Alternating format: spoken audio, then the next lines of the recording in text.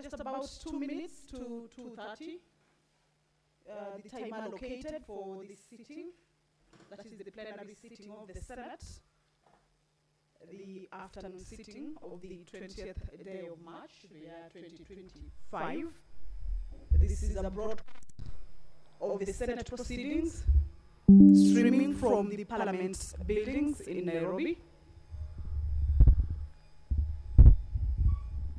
This is a broadcast that is brought to you by the Parliamentary Broadcasting Unit in partnership with the Kenya Broadcasting Corporation.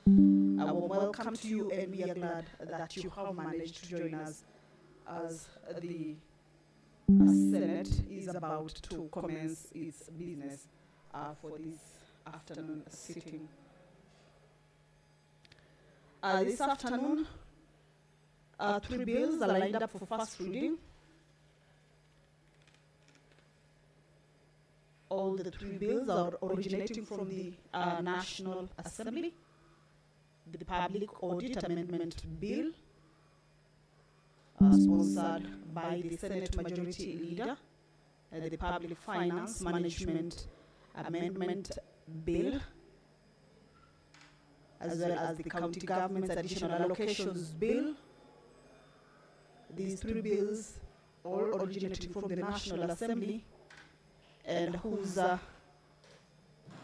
debate and consideration were also concluded at the National Assembly, will now be read for the first time, or will go through first reading at the Senate before proceeding to the next stage of public participation.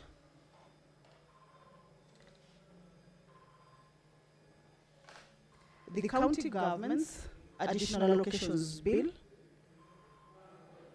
This is a bill that seeks to provide for the additional allocations to county governments for the 2024-2025 financial year.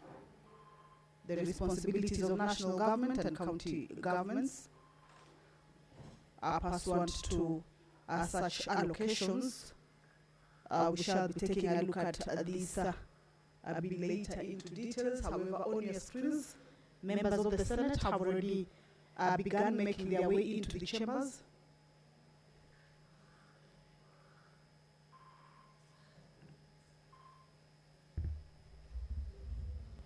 And what will be following, of course, before the House commences, is the procession of the Speaker.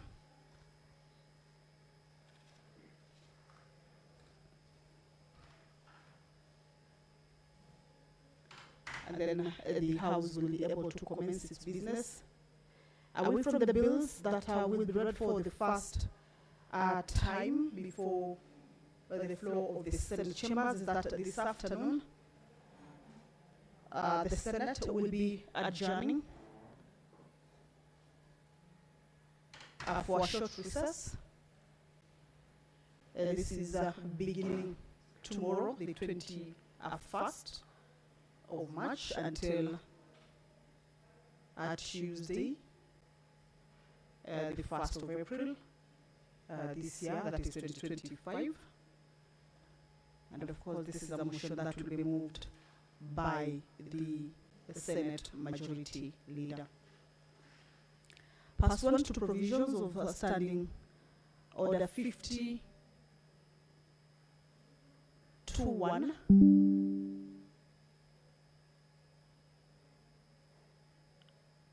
this is a standing order that gives opportunities to the members to make statements with regards to various issues. And this afternoon, the Senator for Nyandarua County, Senator John Methu, will make a statement in tribute to the late Honorable JM Kariuki on the 50th anniversary of his death, as well as the nominated Senator Mariam Sheikh, will also make a statement concerning the abduction of 4 chiefs, an assistant chief, and a civilian in Mandera County. If you're just joining us, is that the Senate is about to commence its business. What you're seeing on your screen, that is the Senate chambers. Already members have taken their seats. And in a short while, we shall be seeing the procession of the Speaker. Once that procession is inside the chambers, or once the chair is taken, then if the House has attained the required quorum, the business will commence. But until then, this afternoon, the members, pursuant to provisions of Standing Order 53-1, where members seek statements from various standing committees. This afternoon, the nominated Senator, Honorable Beatrice Ogola, will seek a statement from the Standing Committee on National Security, Defense and Foreign Relations. This is with regards to the poor living conditions of police officers at Ndiwa Police Station in Homa Bay County. Right, that is the Speaker of the Senate, Honorable Amason Jeffa Kingi, making his way into the chambers. He will be presiding over this afternoon sitting. Allow me to hand you over to this live broadcast, brought to you by PBU in partnership with KBC. Good afternoon. Mwenyezi Mungu, tunakusihi tutazame kwa neema nyingi na baraka sisi watumishi wako ambao umeridhika kutuita kwa nyadhifa za uongozi katika jamhuri hii yetu.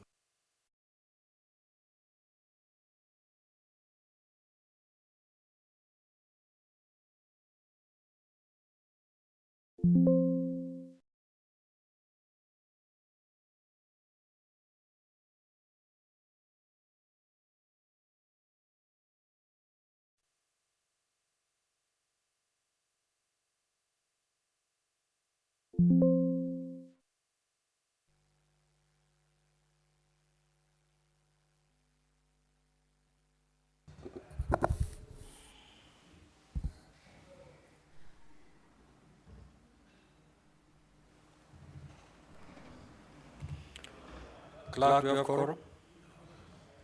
Sergeant at times, kindly ring the quorum bell for 10 minutes.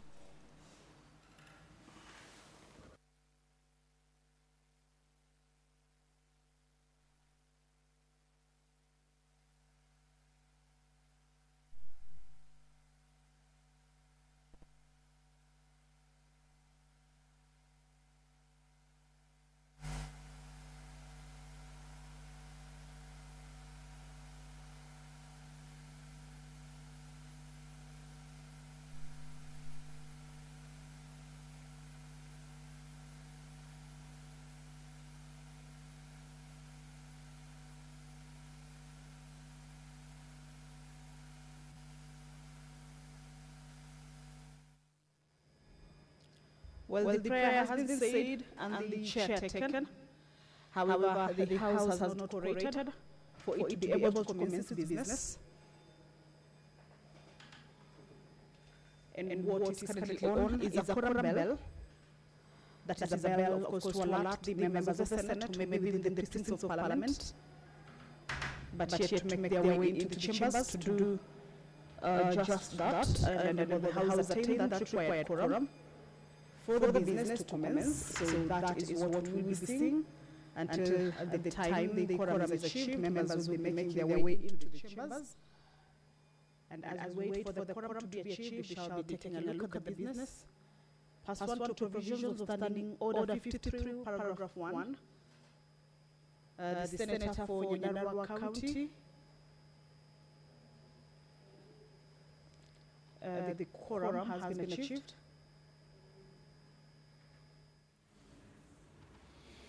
Now, Honourable Senator, I would like to acknowledge the presence. Clerk, can you confirm that our reading is...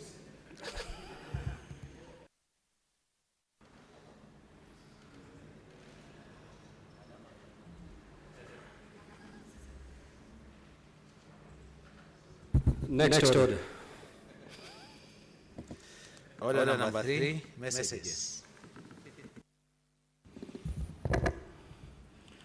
Honourable Senator, I wish to report to the Senate that pursuant to Standing Order 6.3, I received the following message from the Speaker of the National Assembly regarding the passage by the National Assembly of the Public Audit Amendment Bill, National Assembly Bill number 4 of 2024. The message, dated Wednesday, 19th of March 2025, was received in the office of the Clerk of the Senate on Thursday, 20th of March 2025. Now, pursuant to Standing Order 46.4, I now report the message. Pursuant to the provisions of Standing Order 41.1 and 142 of the National Assembly Standing Orders, I hereby convey the following message from the National Assembly. Whereas the Public Audit Amendment Bill, National Assembly Bill number 4 of 2024, was published by Kenya Gazette Supplement number 28 on the 2nd of April 2024, to align the Act with the Constitution following a declaration issued by the High Court and clarify provisions on the recruitment of the Auditor General. And whereas the National Assembly considered the said bill and passed it with amendments on Tuesday, the 11th of March 2025, in the form attached hereto. Now, therefore, in accordance with the provisions of Article 110.4 of the Constitution and Standing Orders 41 and 142 of the National Assembly Standing Orders, I hereby refer the bill to the Senate for consideration. Honourable Senators, pursuant to Standing Order 163, which requires that a bill which originates in the National Assembly be proceeded with by the Senate in the same manner as a bill introduced in the Senate by way of first reading, in accordance with Standing Order number 144, I will, at the appropriate time, direct the clerk to read the said bill a first time. I thank you. Also, I wish to report to the Senate that pursuant to Standing Order 46.3, I received the following message from the Speaker of the National Assembly regarding the passage by the National Assembly of the Public Finance Management Amendment number 2 Bill, National Assembly Bills number 26 of 2024.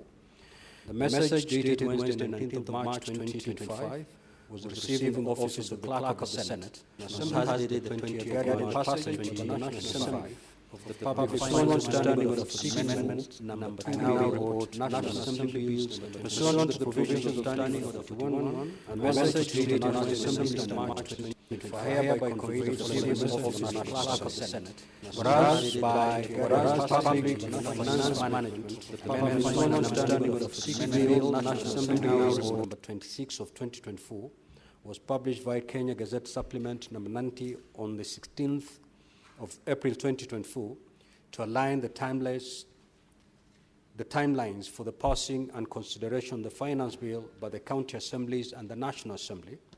And whereas the National Assembly considered the said bill and passed it with amendments on Friday, the 14th of March 2025, in the form attached hereto, now therefore, in accordance with the provisions of Article 110.4 of the Constitution and Standing Orders 41 and 142 of the National Assembly Standing Orders, I hereby refer the bill to the Senate for consideration.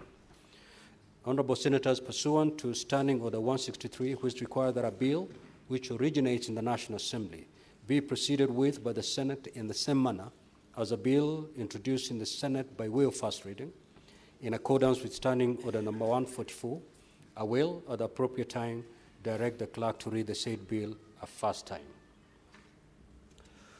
Also, Honourable Senators, I wish to report to the Senate that pursuant to Standing Order 46.3, I received the following message from the Speaker of the National Assembly regarding the passage by the National Assembly of the Public Audit Amendment Bill, National Assembly Bills number 4 of 2024. The message, dated the Wednesday, 19th of March 2025, was received in the office of the Clerk of the Senate on Thursday, the 20th March 2025. Now, pursuant to Standing Order 46.4, I now report the message. Pursuant to the provisions of Standing Order 41.1 and 142 of the National Assembly Standing Orders, I hereby convey the following message from the National Assembly. Whereas the Public Audit Amendment Bill, National Assembly Bills number 4 of 2024, was published by Kenya Gazette Supplement number 28 on 2nd of April 2024, to align the Act with the Constitution following a declaration issued by the High Court and clarify provisions on the recruitment of Auditor General. And whereas the National Assembly considered the said bill and passed it with amendments on Tuesday, 11th of March 2025, in the form attached hereto. Now, therefore, in accordance, Clerk, can you help me? Have I read this message? Am I reading it for the second time?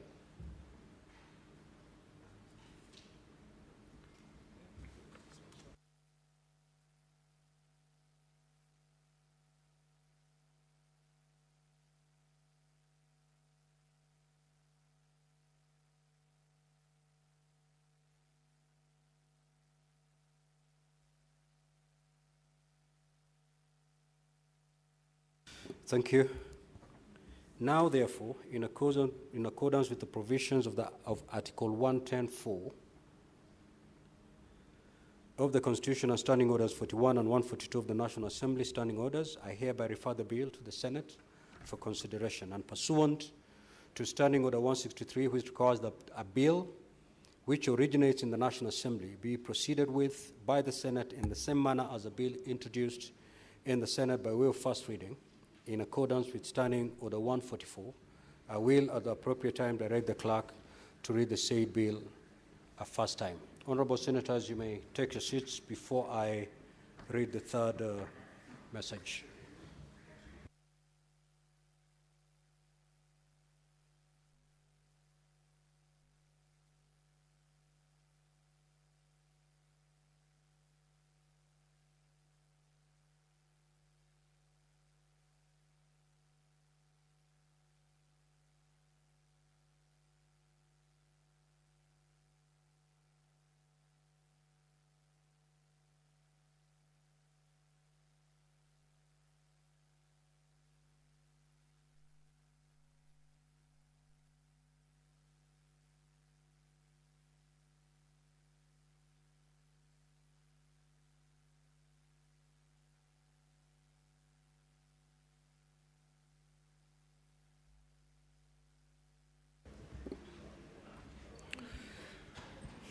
Honorable Senators, I have another message to pass.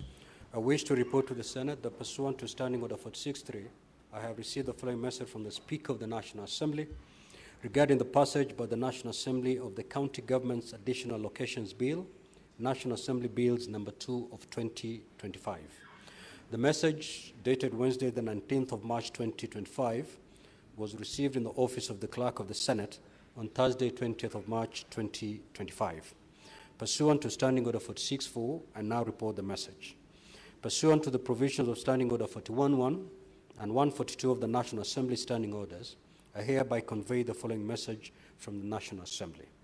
Whereas the County Government's Additional Locations Bill, National Assembly Bills number 2 of 2025, was published via Kenya Gazette Supplement number 12 on the 6th of February 2025 as a bill proposing to provide for additional locations to county governments for the year 2024-2025 financial year, the responsibilities of national government and county governments pursuant to such allocations and for connected purposes.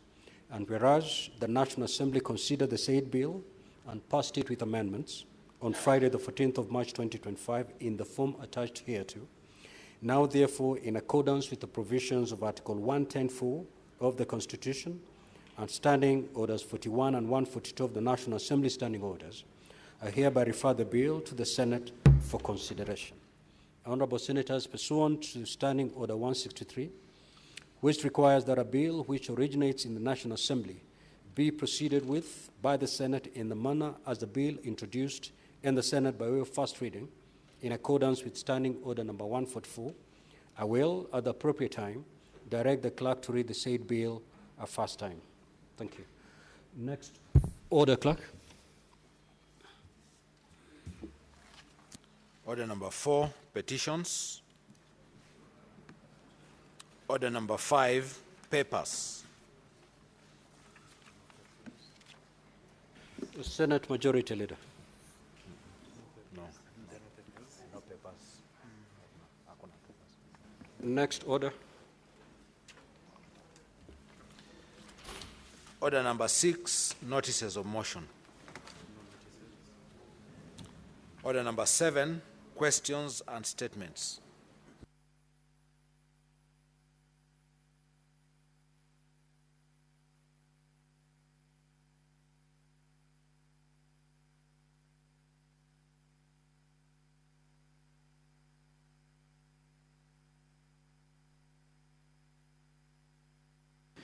Now, statements pursuant to Standing Order 52-1, the Honorable Senator for Nyandarua County.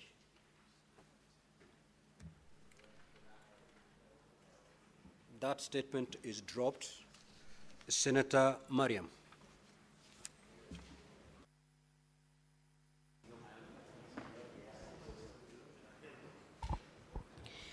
Thank you, Mr. Speaker. Mr. Speaker, I rise to pursuant to Standing Order 52-1 to make a statement on the matter of national concern, namely adoption of 4 chiefs on the assistant chief and civilian in Mandera County.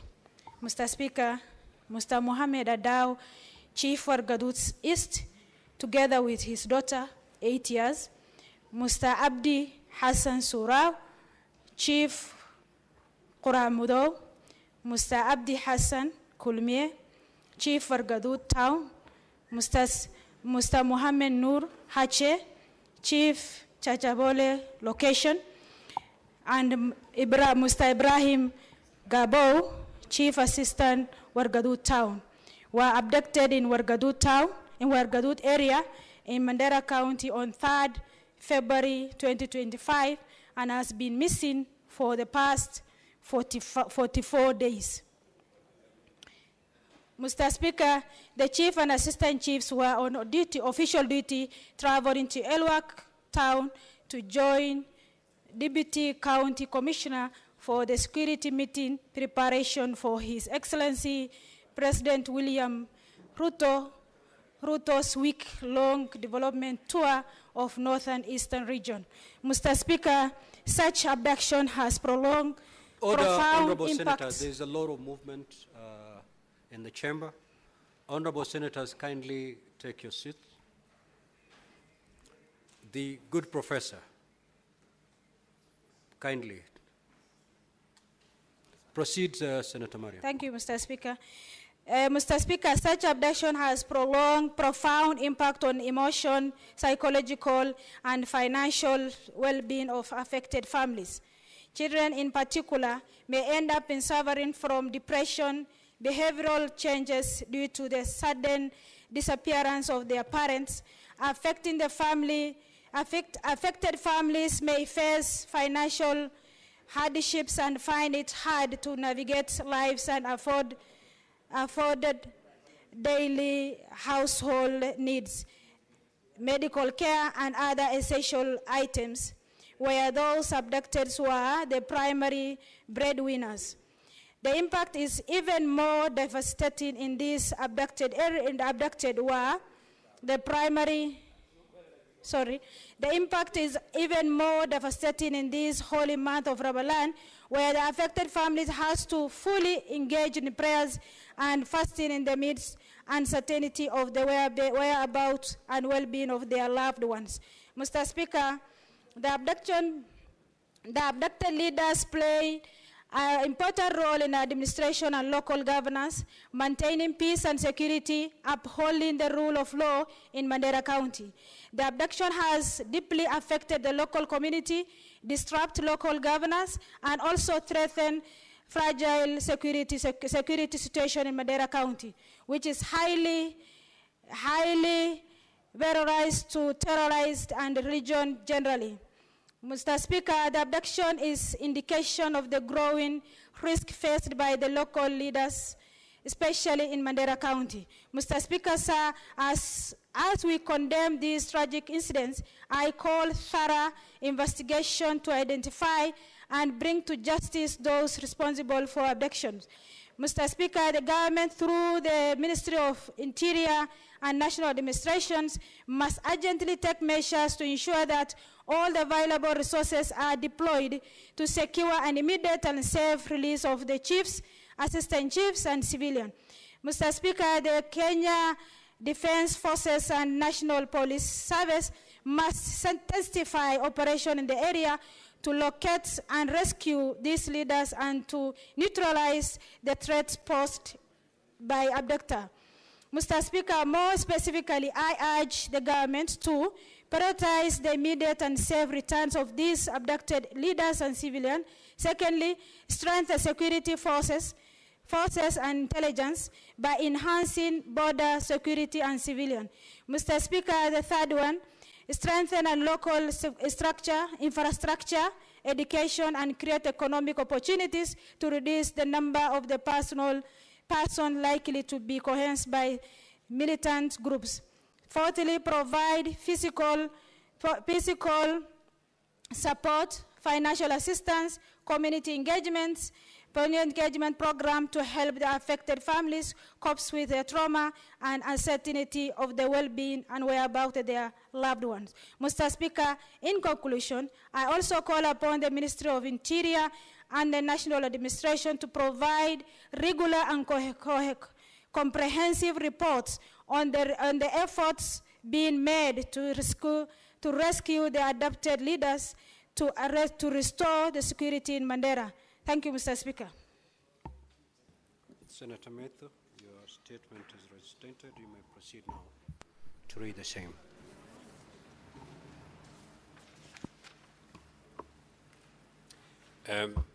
Thank you very much, Honorable Speaker. This is a statement on an issue of national concern. Tribute to the late Honorable JM Kariuki on the 50th anniversary of his death.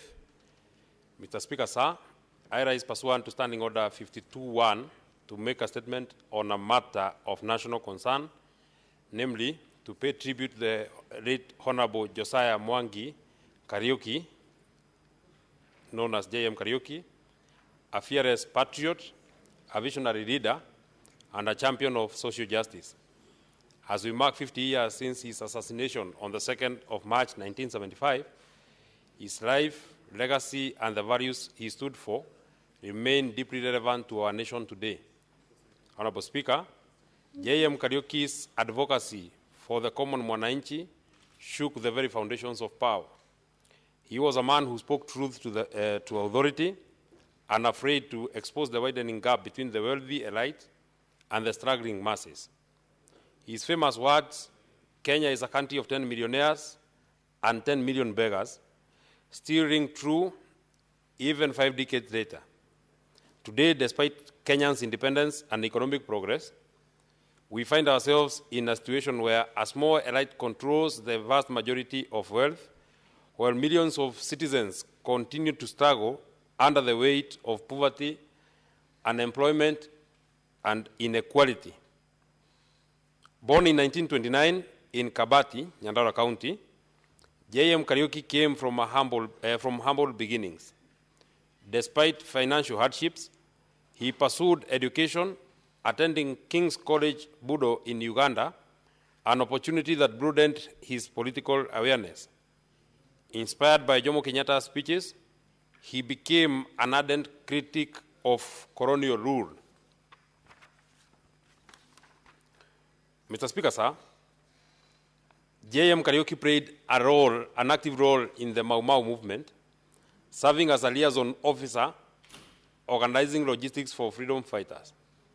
This commitment led to his arrest in 1953, and he spent 7 years in detention camps under the British rule. Upon his release in 1960, he remained steadfast in his advocacy for justice, land reform, and economic equality. After Kenya's independence in 1963, he served as President Jomo Kenyatta's private secretary before becoming a member of parliament for Nyandarua North constituency. His legacy was defined by his outspoken critique of corruption, economic exploitation, and social injustice. Mr. Speaker, sir, JM Kariuki's courage made him a target. On the 2nd of March 1975, he was last seen at Hilton Hotel in Nairobi in the company of state security officials. Days later, his mutilated body was discovered in Ngong Forest, sparkling a national outrage. A parliamentary committee implicated senior police and government officers, yet no one has been held accountable, making his assassination one of Kenya's darkest political injustices. As we commemorate 50 years since his passing, we must ask ourselves, how have we upheld the ideals that he fought for? How have we made Kenya a land where all can thrive, not just survive? Sadly, his warnings remain a reality. While we may no longer speak of 10 million beggars, today 50 million Kenyans still face economic hardship, struggling to afford basic needs, access to health care, and secure decent employment. Mr. Speaker, sir, JM Kariuki stood for universal and accessible health care. Yet today, millions of Kenyans are trapped in a failing social health authority system, unable to get medical treatment when they need it most. He spoke against economic oppression. Yet today, the cost of living is suffocating Kenyans, with unfulfilled promises of relief and rising unemployment. This anniversary should not just be another ceremonial remembrance. It must be a moment of reflection and rededication to JM Kariuki's vision. We must demand greater accountability from ourselves, fellow leaders, champions of economic policies that uplift the poor, and work towards a Kenya that truly serves all its people, not just the privileged few. We cannot afford to let his sacrifice be in vain. May his soul continue resting in peace. May we never forget the lessons he left us. I thank you very much, Honorable Speaker. Statement pursuant to Standing Order 53-1, Senator Beatrice Ogola. Yes. Mr. Speaker, I understand the import of the statement by the Honorable Senator Medu and the difficulty you will have if you are to accept my request, being that given who JM was, and given that this is 50 years later, and given that JM spoke in this House, could you please try and allow us to say one word to comfort the family and encourage them that JM will never die? I will, at the appropriate time, give guidance on that. Senator Beatrice Ogola. Thank you, Mr. Speaker, sir. Mr. Speaker, sir, this is a request for a statement on the poor living conditions of police officers' living quarters in Dewa Police Station in Homa Bay County. Mr. Speaker, sir, I rise pursuant to Standing Order 53-1 to seek a statement from the Standing Committee on National Security, Defense and Foreign Relations regarding the poor living conditions of police officers in Dewa Police Station in Homa Bay County. In the statement, the committee should address the following, Mr. Speaker, sir. 1, the state of living quarters for police officers at Dewa Police Station in Homa Bay County, including the availability and condition of basic amenities such as water, as well as sanitation facilities. 2, the framework of the provision of housing and basic amenities to police officers by the government, including the measures put in place to ensure the facilities are regularly renovated and upgraded. 3, the plans and timelines for the construction of decent living quarters for police officers at Dewa Police Station, indicating the budgetary requirements for the same. And lastly, Mr. Speaker, sir, the actions being taken by the government to enhance the overall welfare of police officers, particularly with respect to their remuneration and support for their mental and physical well-being. Thank you, Mr. Speaker, sir. Senator John Methu.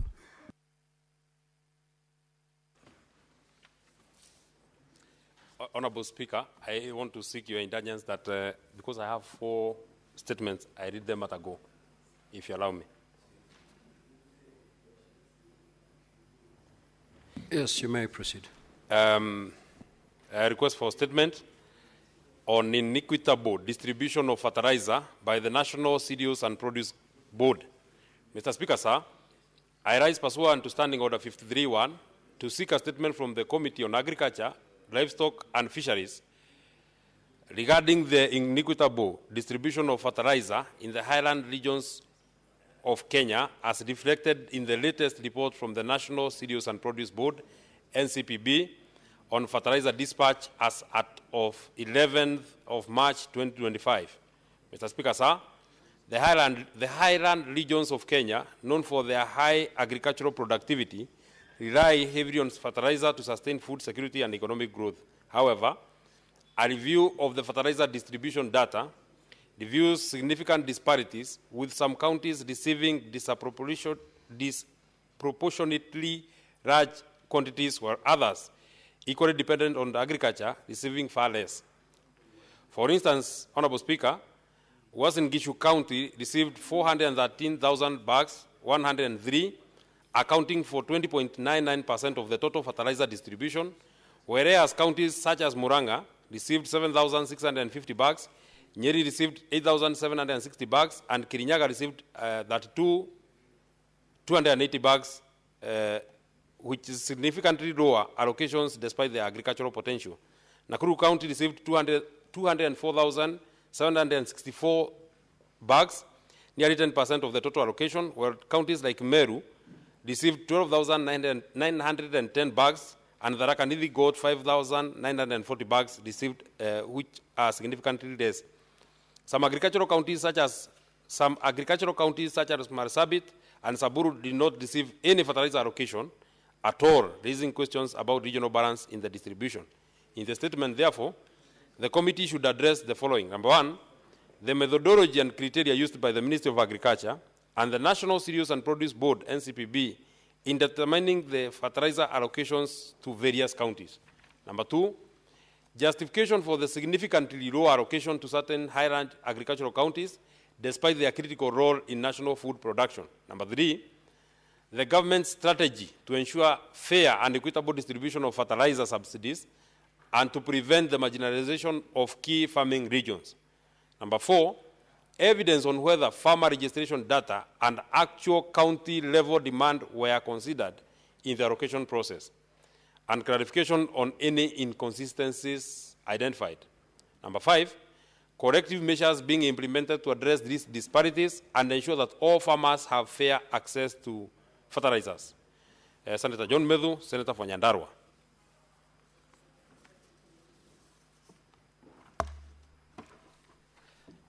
Honorable Speaker, I rise pursuant to Standing Order 53-1 to seek a statement from the Standing Committee on Education regarding the continued delay in the disbursement of Higher Education Loans Board funds, which has left thousands of university students stranded and unable to meet their basic needs. Mr. Speaker, sir, despite assurances from the government that help funds would be disbursed by Friday, 15th of March 2025, many students are yet to receive their financial aid. Students require immediate and tangible action, not verbal commitments that do not translate into actual disbursements. The failure to release funds in a timely manner has exposed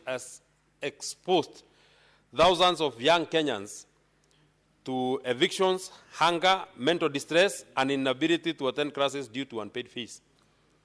In the statement, the committee should address the following. Number one, the concrete measures being taken by the government to ensure the immediate disbursement of help funds, including a clear and accountable timeline for payment. Number two, the total number of students affected by the delay, with a county-based breakdown to assess the scale of the crisis, specifying the interventions in place to prevent future delays and guarantee timely and predictable disbursement to all students going forward.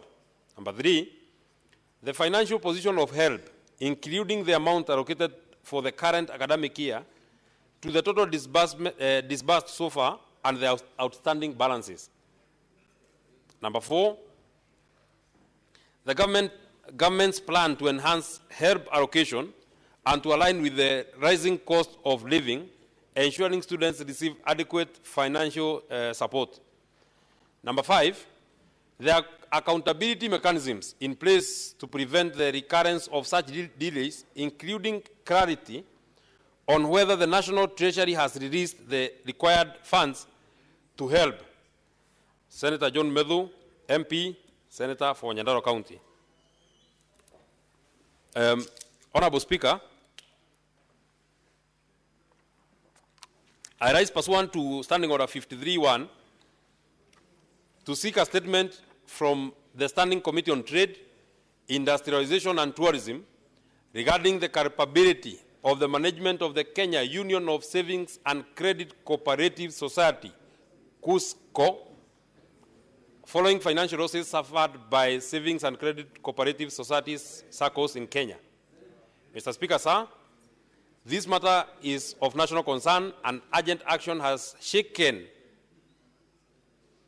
the confidence of many Kenyans in the SACCO sector, which for a long time has been a safe haven for members had earned savings. Therefore, this management must be queried and those responsible must face the full force of the law. In the statement, the committee should address the following.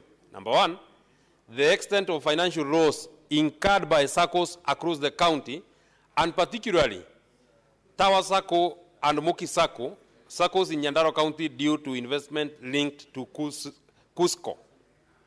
Number two, the culpability of KUSCO directors and senior management in the mismanagement of SACCO funds, including whether they acted negligently or fraudulently in handling investments. Number three, the specific steps being undertaken to hold KUSCO directors accountable, including criminal investigation, potential asset seizures, and legal actions to recover lost funds. Senator John Muhia Medhu, MP, Senator for Nyandarua. Finally, Mr. Speaker, sir. Order, honorable senators. May the Senator for Nyandarua be heard in silence. Thank you for protection, Honorable Speaker. I see my colleagues are quite excited that I'm now very, very busy. I'm no longer a chairman, so I have a lot of time. Mr. Speaker, sir, I rise pursuant to Standing Order 53-1 to seek a statement from the Standing Committee on Finance and Budget regarding the rapid increase in Kenya's public debt and its implications for the economic stability, financial sustainability, and service delivery. Mr. Speaker, sir, Kenya's total public and publicly guaranteed debt has surged to Kenya shillings 11.02 trillion as of January 2025, accounting for 65.7% of the gross domestic product, GDP. This level of indebtedness exceeds the 55% GDP threshold recommended under the Public Financial Management, PFM framework. The rapid accumulation of debt is compounded by ballooning debt servicing costs, persistent fiscal deficit, and reliance on external borrowing on external borrowing. Of particular concern is the bilateral debt. Bilateral debt stands at 1.09 trillion, which China holds 60.6% of this amount. The country now faces the risk of being trapped in a debt cycle that threatens national sovereignty, economic growth, and service delivery. In the statement, therefore, the committee should address the following. Number one, the measures being taken by government to ensure that Kenya's public debt remains within sustainable levels for safeguarding national development priorities. Number two, the strategies in place to balance borrowing and revenue collection, particularly in light of Kenyans' continued dependence on external financing for key infrastructure projects. Number three, the status of physical consolidation measures aimed at reducing wasteful government expenditure and enhancing domestic revenue mobilization. Four, the government's plan to manage debt servicing obligations, including the steps being taken to renegotiate payment terms with major creditors such as China and multilateral lenders. Number five, the impact of rising public debt on critical government services, including education, healthcare, and infrastructure, and whether there are plans to mitigate the economic burden of debt repayment on citizens. Number six, and finally, the accountability mechanisms in place to curb reckless borrowing and ensure that all borrowed funds are utilized transparently, efficiently, and in line with national development priorities. Senator John Muhia Medhu, MP, Senator for Nyandarua. Order, honorable senators. For the convenience of the House, allow me to rearrange today's order paper. We will come back to the remaining statements. However, we will now proceed straight to handle order number 11 all the way to order number 19. Thereafter, we resume normal flow of today's order paper. Clerk, you may proceed to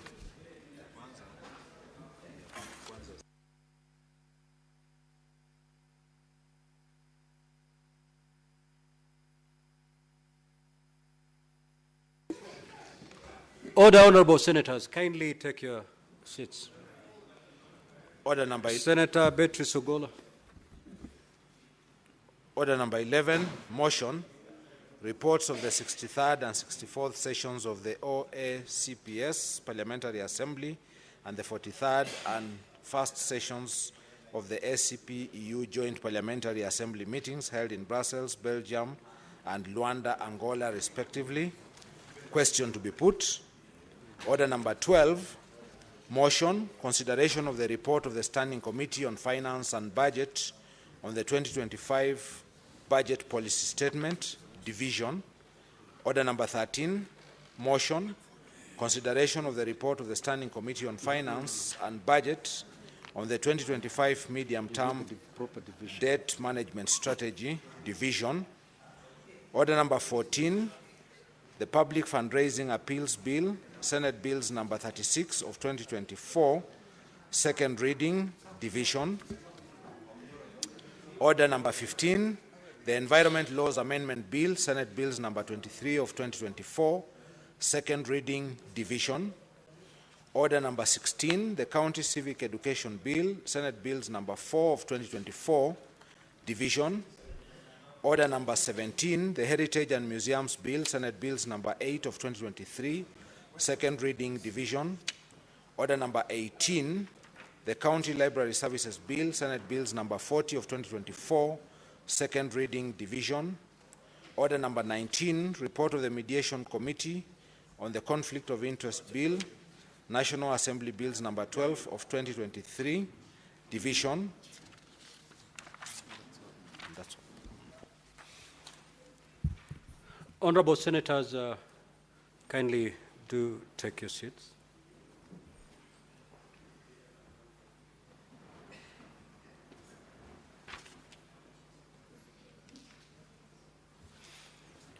Now, for order number 11, debate had been concluded. What pending was for the chair to put the question, which I will proceed to put. That the Senate knows the reports of the 63rd session of the Organization of African, Caribbean, and Pacific States Parliamentary Assembly and the 43rd session of the African, Caribbean, and Pacific European Union Joint Parliamentary Assembly meetings held in Brussels, Belgium from the 19th of the 28th to the 20th of June 2023, and 64th session of the Organization of African, Caribbean, and Pacific States Parliamentary Assembly and the first session of the African, Caribbean, and Pacific EU Joint Parliamentary Assembly meetings held in Luanda, Angola from the 17th to the 21st February 2024, which were laid on the table of the Senate on Wednesday, the 6th of December 2023, and Wednesday, the 2nd of October 2024, respectively. Will as many as of that opinion say aye? Aye. Will as many as of the contrary opinion say nay? The ayes have it. Now, for order number 12, this is division, and therefore we need not ring the bell for 1 minute.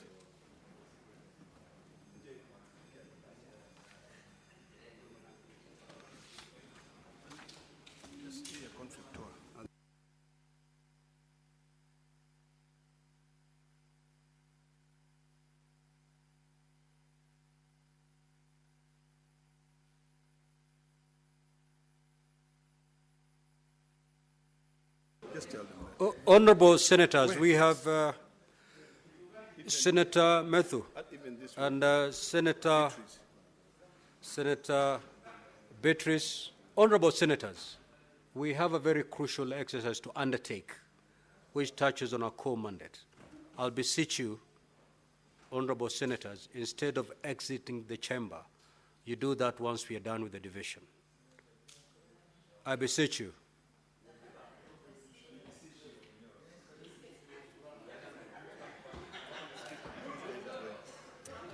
See, now this is not good.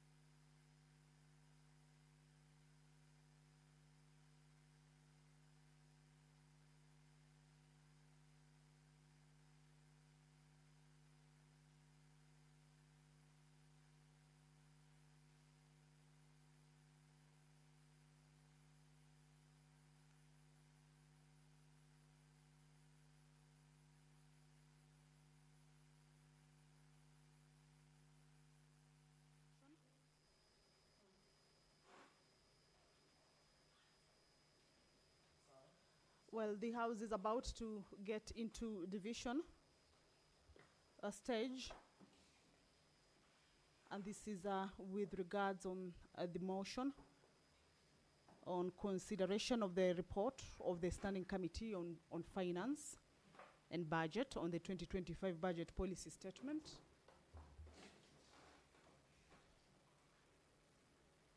This is a motion that is moved by the Chairperson Standing Committee on Finance and Budget, who's also the Mandera Senator, Honorable Ali Roba. And this particular motion, the Standing Committee seeks to have the House adopt that report that was laid on the table of the House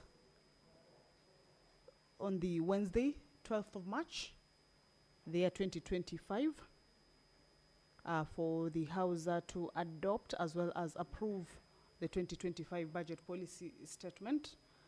So this is a motion whose debate and consideration was concluded on the floor of the House. And this afternoon, the members are preparing to get into division on this particular motion with regards to that report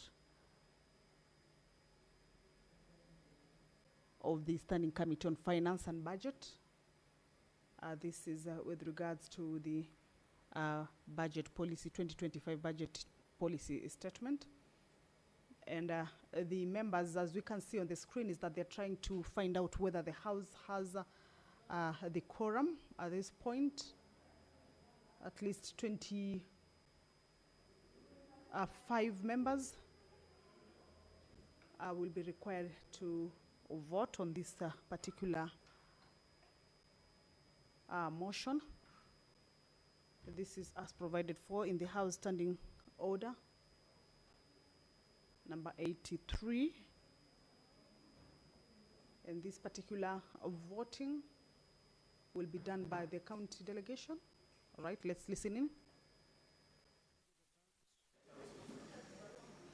Kindly close the doors and draw the bar.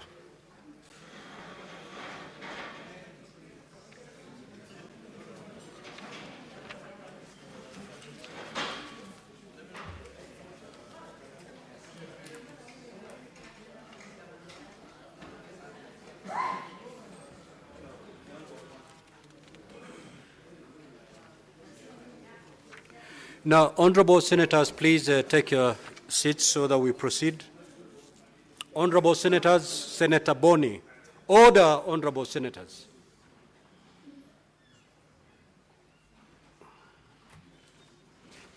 Now, we'll start with order number 12, which has already been called out, so I'll proceed to put the question on order number 12. Clerk, is the system up and running? All right.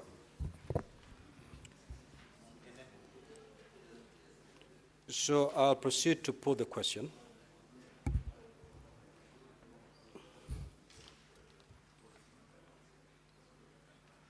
That the Senate adopt the report of the Standing Committee on Finance and Budget on the 2025 budget policy statement laid on the table of the Senate on Wednesday, 12th of March 2025, and pursuant to sections 25(7) of the Public Finance Management Act and Standing Order 1867 of the Senate, approves the 2025 budget policy statement. Now, voting is going to be done electronically at this juncture. Honorable senators, just log out. Log out, and Sergeant at Arms, kindly remove the unattended.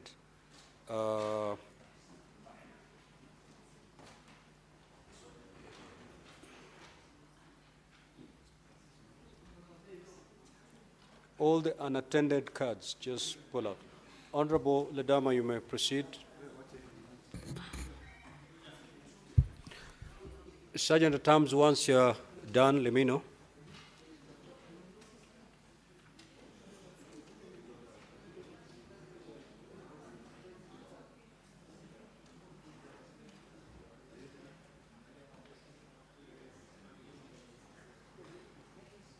Sergeant at Arms, you're good? Okay, you may log back. Honorable senators, kindly log in back. You log in and then proceed to vote. Either yes, no, or you may abstain. Voting is underway, honorable senators.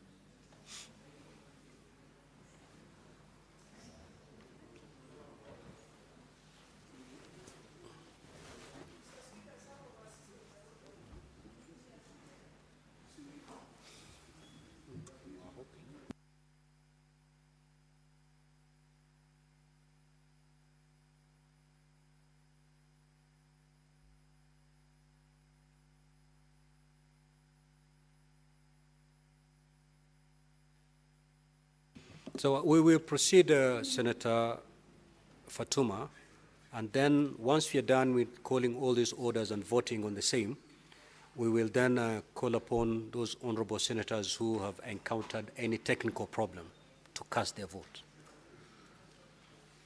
So, Clerk, you tell me when we are ready to move to the next.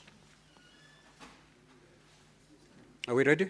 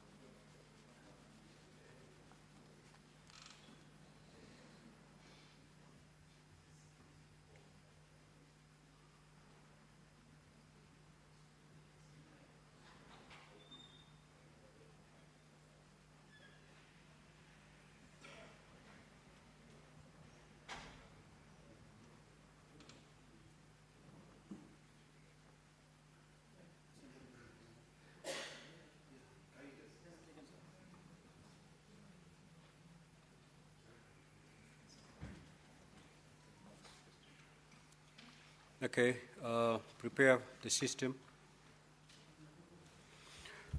We are now moving to order number 13, and I proceed. It's already been called, so I will proceed to pose the question.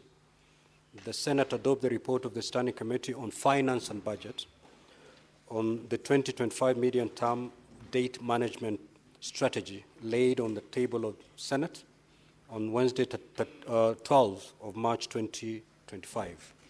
Honorable Senators, you may proceed to vote. Either yes, no, or you may elect to abstain. Voting is underway.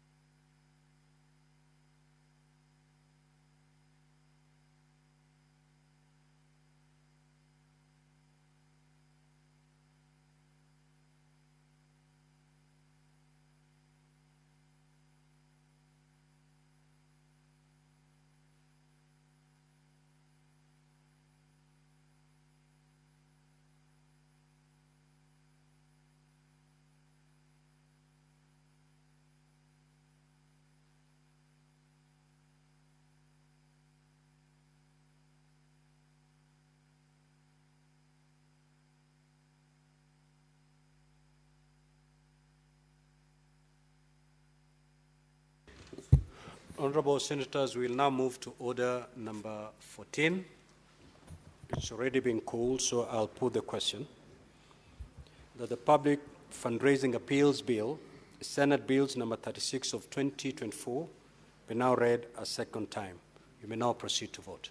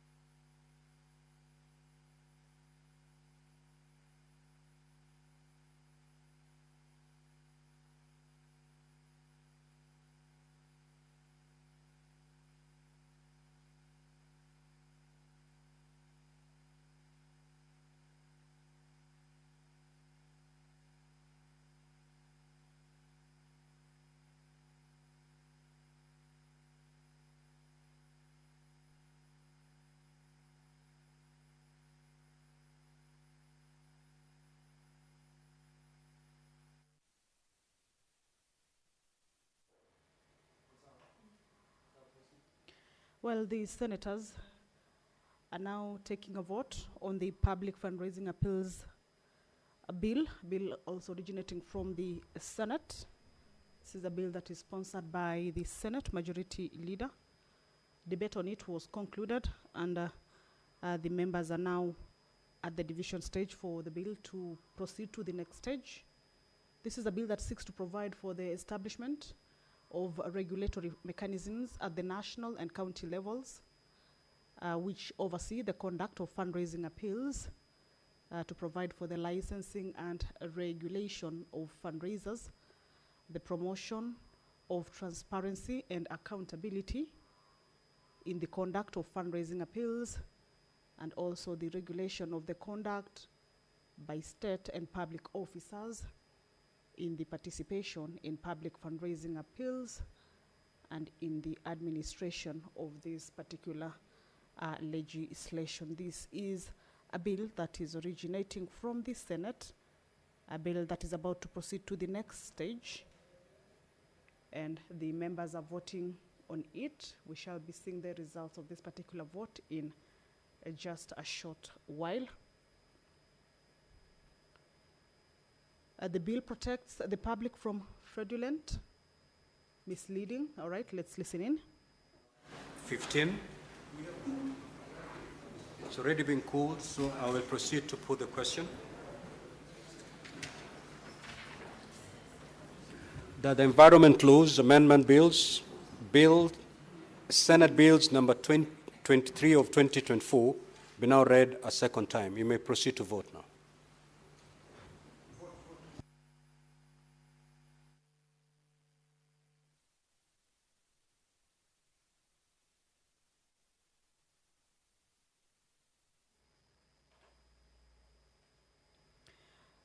The senators are now taking a vote on the Environment Laws Amendment Bill. This is a bill also originating from the Senate and sponsored by Senator Abdul Haji.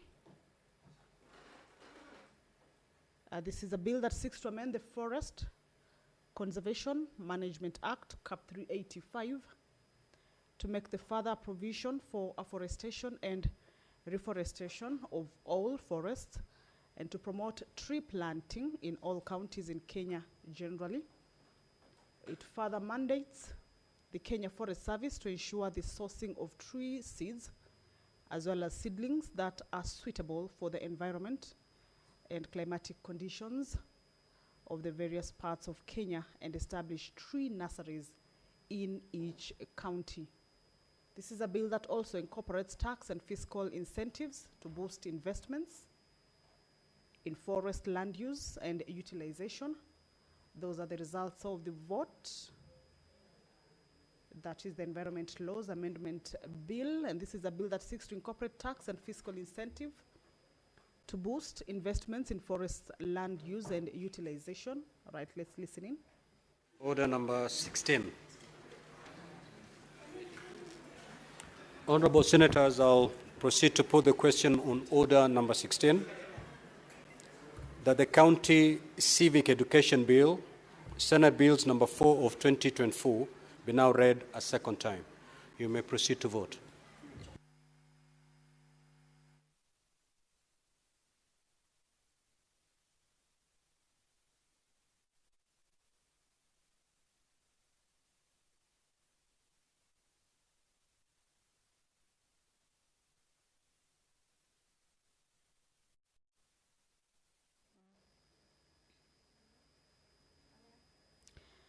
The County Civic Education Bill, this is a bill that is sponsored by the nominated Senator Esther Kinyuri. That is the bill that members are taking a vote on it right now. The purpose of this particular bill is to establish a legal framework for the promotion of civic education in Kenya as an essential tool for building responsible citizenship, civic engagement, and democratic values among the citizens of Kenya, or the citizens of the Republic of Kenya.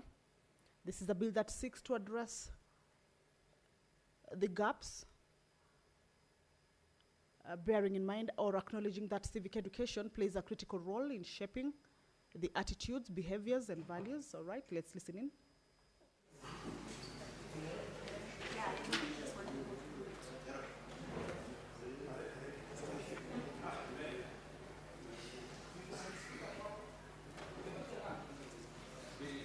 Clerk, are we ready?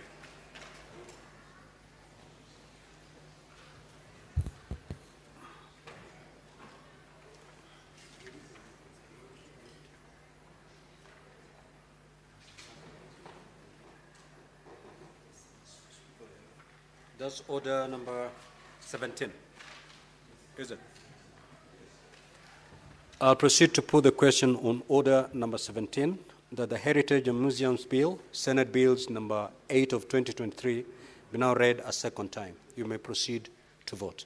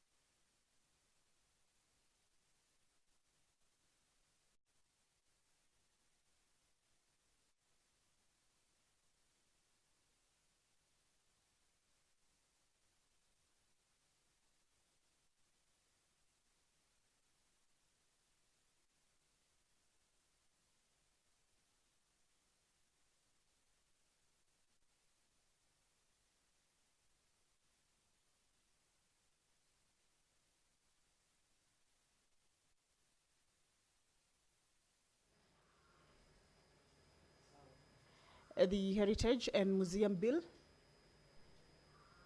Bill number 8 of 2023, that is currently being voted on for it to be read for a second time and proceed to the next stage, is an act of Parliament that seeks to provide for the conservation, preservation, protection, research, and management of cultural and natural heritage and national and county levels of government.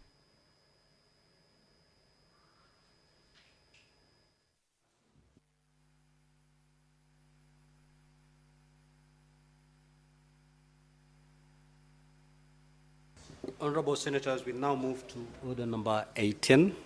I'll put the question that the County Library Services Bill, Senate Bills number 40 of 2024, be now read a second time. You may proceed to vote.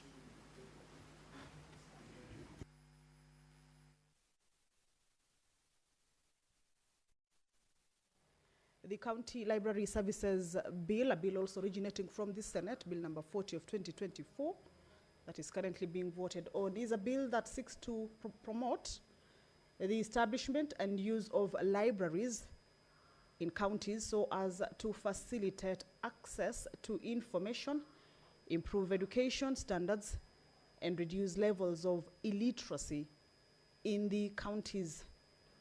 This is a bill that seeks to establish libraries in each county to ensure that learners and the communities within the county have access to educational resources and information, promote literacy in counties, as well as support education, cultural and research activities by providing necessary resources and facilities. And this particular bill also seeks to ensure the preservation of cultural heritage of counties for future generations. This is a bill that concerns counties.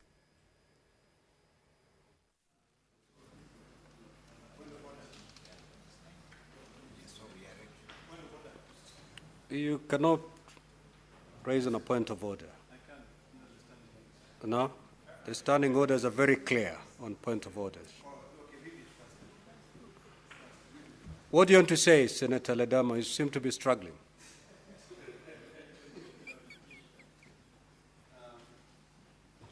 Mr. Speaker, if you allow me, I don't know whether you're allowing me now, but I think you've allowed me. I raise understanding order 66 to request that the next order be deferred until another time. So are you requesting that the putting of the question be deferred until the next sitting? It is so granted. Thank the you. Putting of the question on order number 19 is hereby deferred to a later date.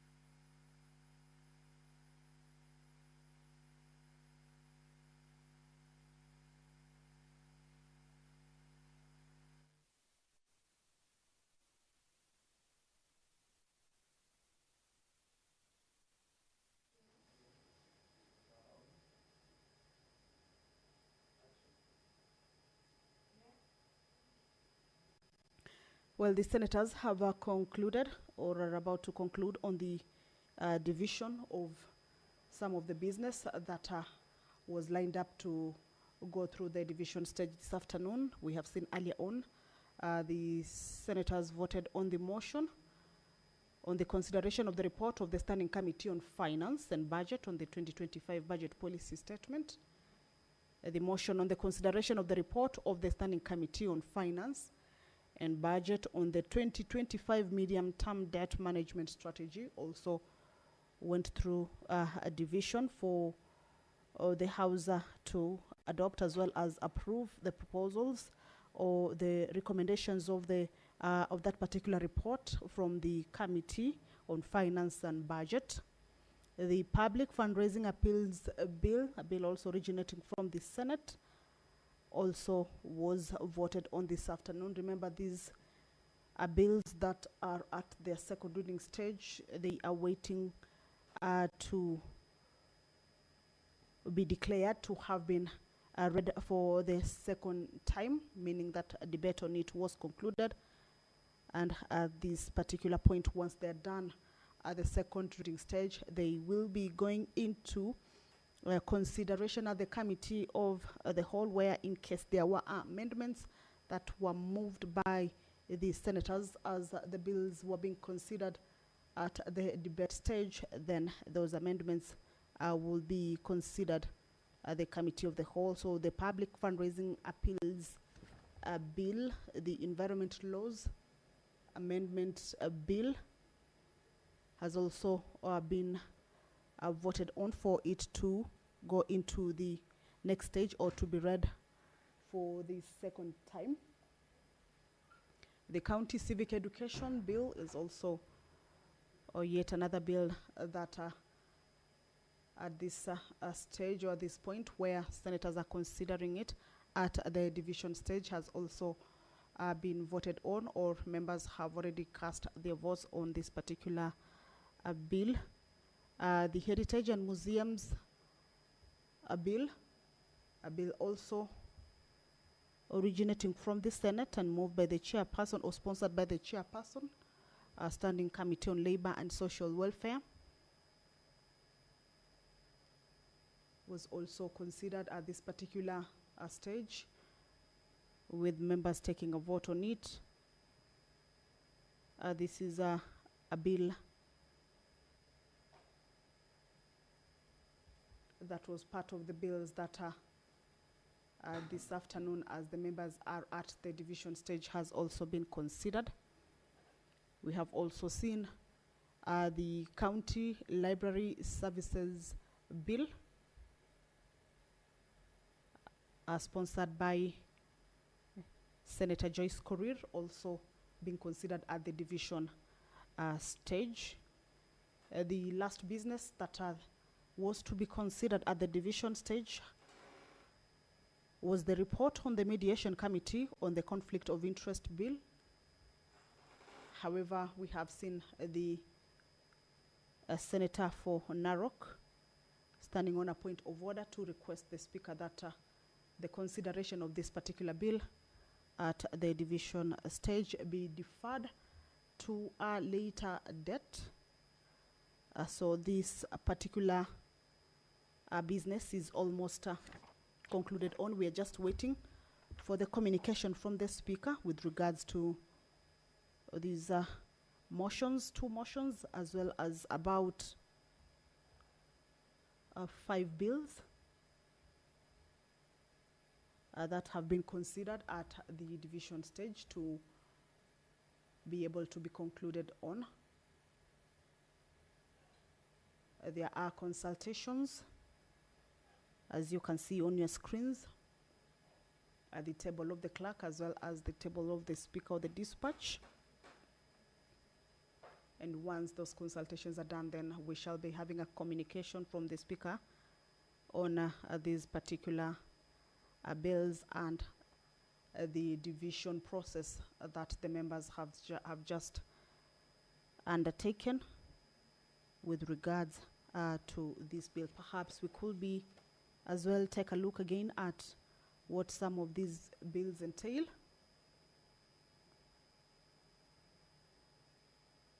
The County Library Services Bill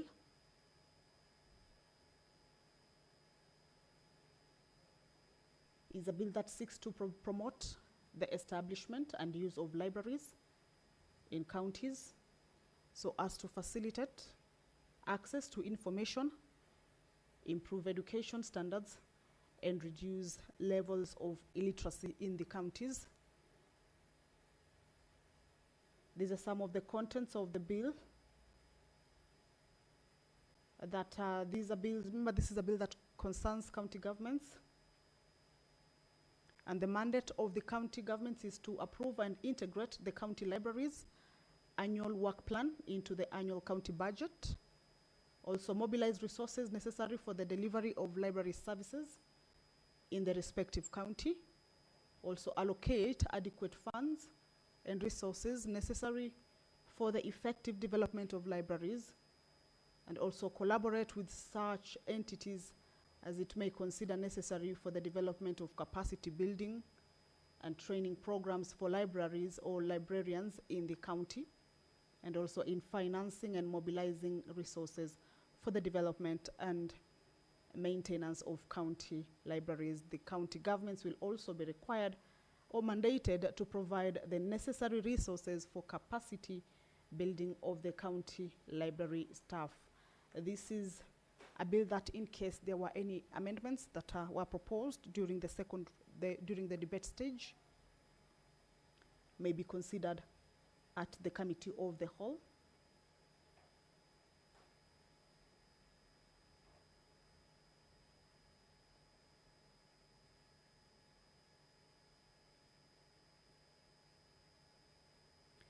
The County Civic Education Bill, one of the bills that has gone through division this afternoon, seeks to establish a legal framework for the promotion of civic education in Kenya as an essential tool for building responsible citizenship, civic engagement, and democratic values among the citizens.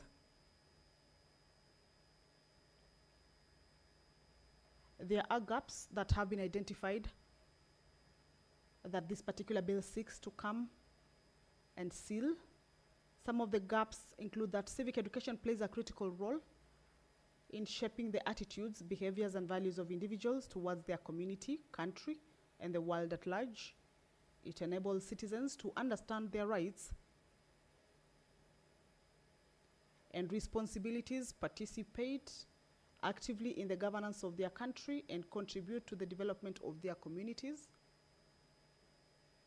However, despite the importance of civic education, Kenya currently lacks a comprehensive legal framework that provides for its promotion and regulation.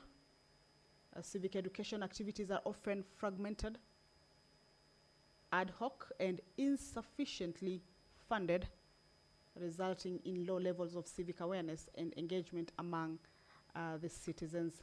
So these are some of the gaps that, as the members of the Senate consider this bill or this particular piece of legislation, it's a bill that seeks to address these gaps by establishing a legal framework that defines the roles and responsibilities of various stakeholders involved in civic education, including the national and county governments and non-governmental organizations. Its enactment into law will contribute significantly to the promotion of responsible citizenship, civic engagement, and democratic values among the citizens of Kenya, which are critical for building a prosperous, peaceful, and democratic nation. The House has just concluded on voting for a number of businesses that have been lined up for consideration this afternoon. 2 motions regarding the budget policy statement and medium-term debt management strategy, and bills whose debate were concluded at the second reading stage. The bills will be moving to the next stage after this particular stage of division for any amendments that may have been moved to be considered, and later into third reading once the consideration of any amendments that may have been proposed are considered.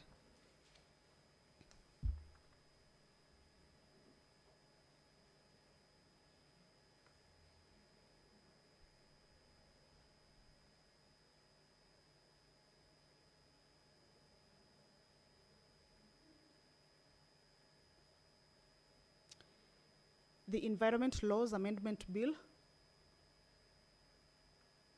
by Senator Abdul Haji has also been considered at the division stage this afternoon. This is a bill that seeks to amend the Forest Conservation Management Act, Cap 385, to make further provision for afforestation and reforestation of all forests, and to promote tree planting in all counties in Kenya generally.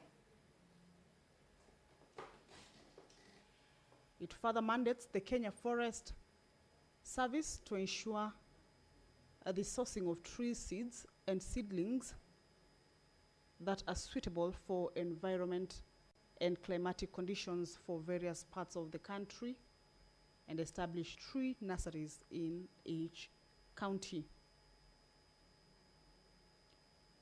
This bill also amends the Climate Change Act, Cap 387A, to mandate the Cabinet Secretary responsible for matters relating to climate change to set and formulate strategies for achieving annual carbon sequestration targets. These are bills that debate was concluded on.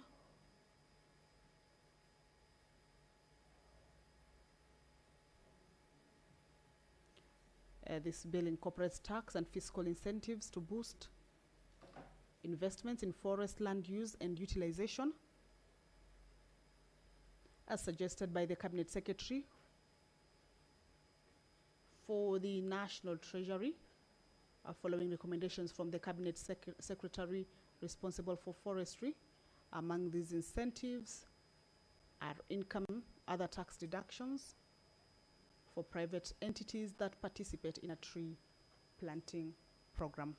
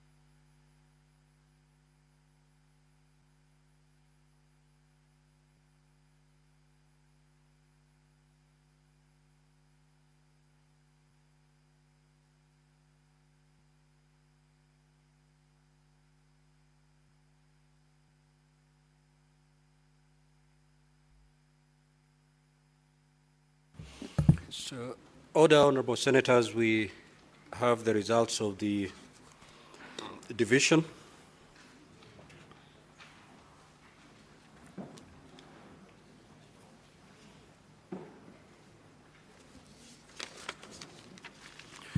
Now, on order number 12, the result of the division is as follows.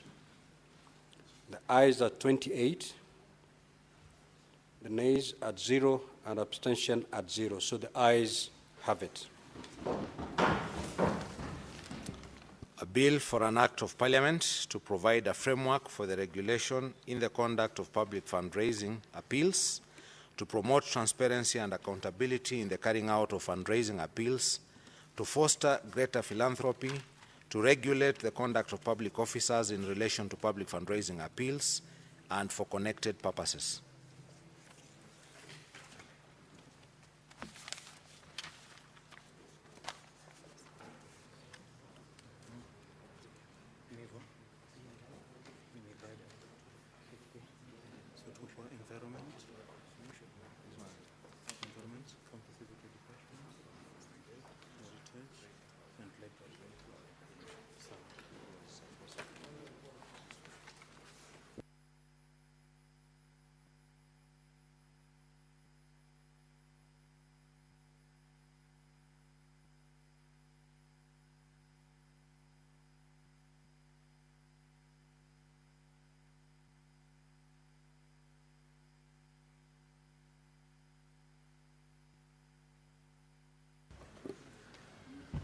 Just for clarity, I'm going to read the results once again on order number 12.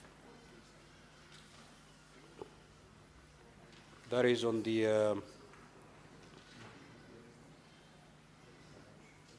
report of the Standing Committee on Finance and Budget. So the ayes as 28, abstention at 0, and nays at 0. So the ayes have it. We move to order number 13. Ayes 27, abstention 0, nays 1. So the ayes have it. That is the report on the Standing Committee on Finance and Budget on the medium-term debt management strategy. We move to order number 14. The ayes as the nays at 2, the ayes at 25, abstention at 0. So the ayes have it. That is the Public Fundraising Appeals Bill.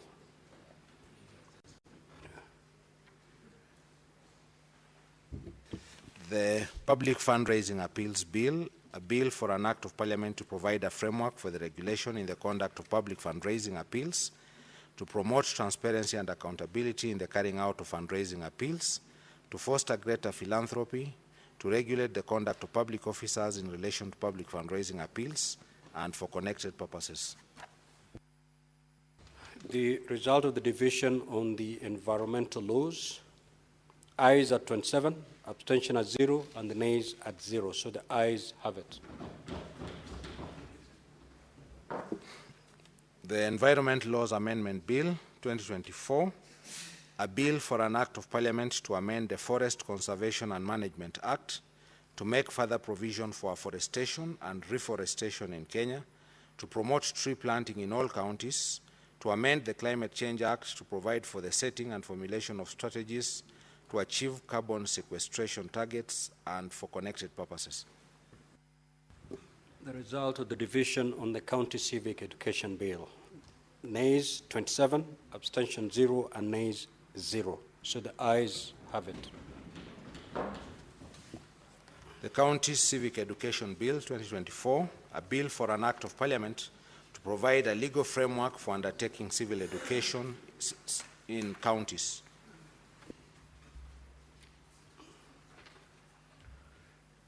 The result of the division on the Heritage and Museum Bill, nays 27, abstention 0, nays 0. So the ayes have it. The Heritage and Museums Bill 2023, a bill for an act of parliament to provide for the conservation, preservation, protection, research and management of cultural and natural heritage at national and county levels of government and for connected purposes.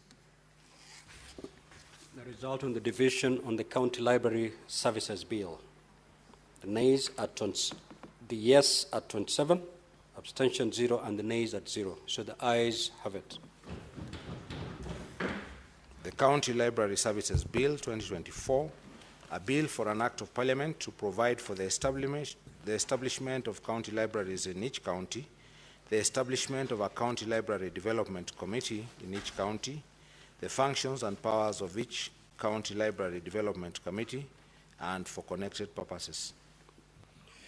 Sergeant at Arms, you may now withdraw the bar and open the doors. Now, honorable senators, we will resume the where we resume the natural flow of today's order paper.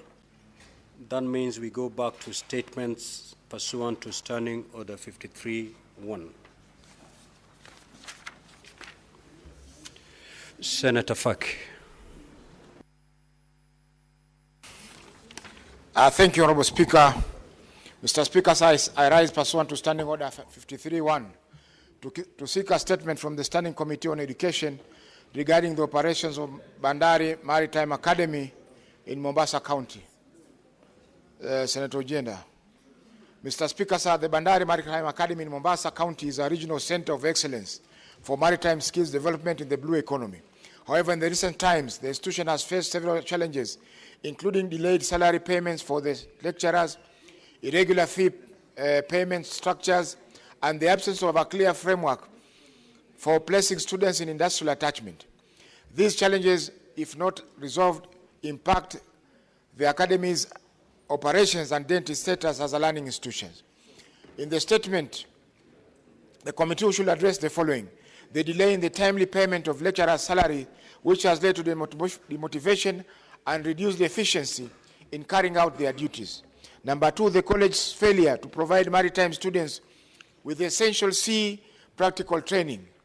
Number three, the need to standardize tuition fees in line with other institutions offering similar courses and ensure regularized payment of fees to alleviate the financial burden on students and the parents. And number four, the criteria the college should adopt to facilitate placement of students in relevant industries for their industrial attachment. Thank you, Mr. Speaker, sir. Senator Mohamed Faki Munyaji, Mombasa County. Senator Hamida Kibwana.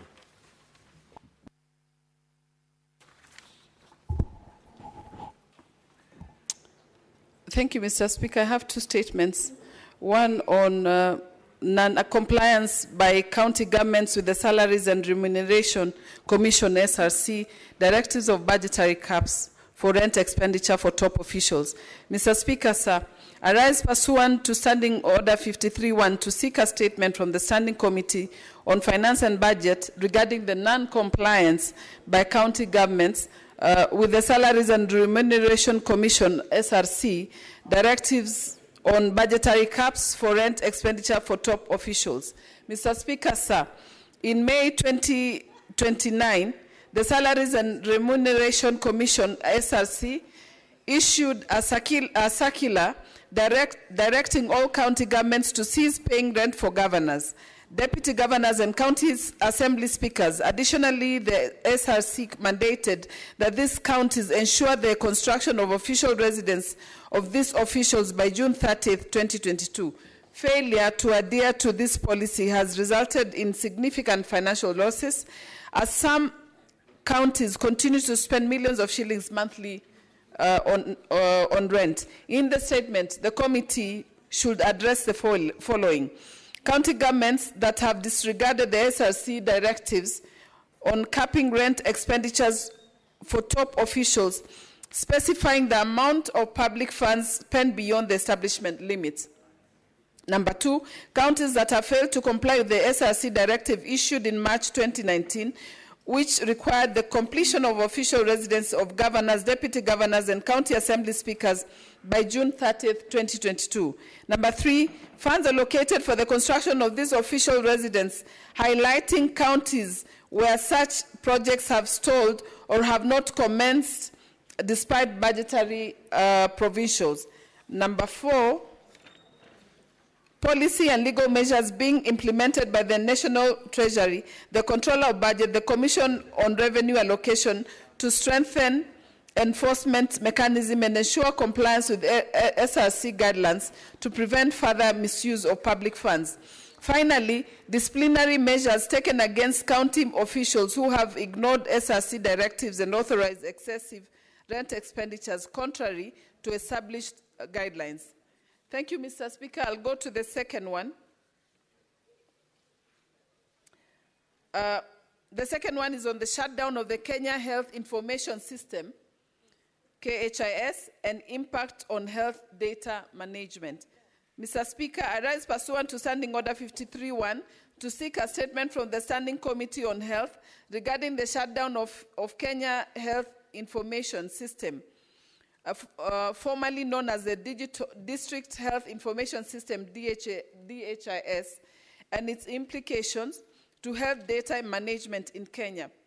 Mr. Speaker, sir, Kenya Health Information served as a central nationwide health reporting database, playing a crucial role in collecting, analyzing, and disseminating health data to inform decision-making in the healthcare sector.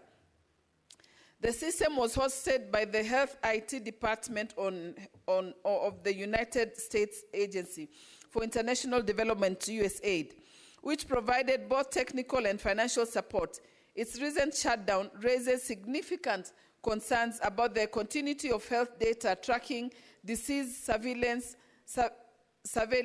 and healthcare resource planning.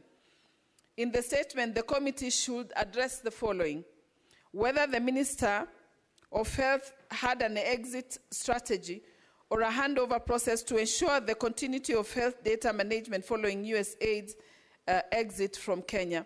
Number two, the government's plan to restore or replace KHIS, including measures to ensure the long-term sustainable and national ownership of health data management systems, along with the associated costs. Number three, the impact of the shutdown on healthcare service delivery, disease surveillance, and policy planning, particularly in tracking outbreaks and managing national health programs, and how these crucial services will be managed, given the time-sensitive nature of disease surveillance. Number four, whether any sensitive Kenyan health data has been lost, compromised or accessed by unauthorized parties following the KHIS shutdown.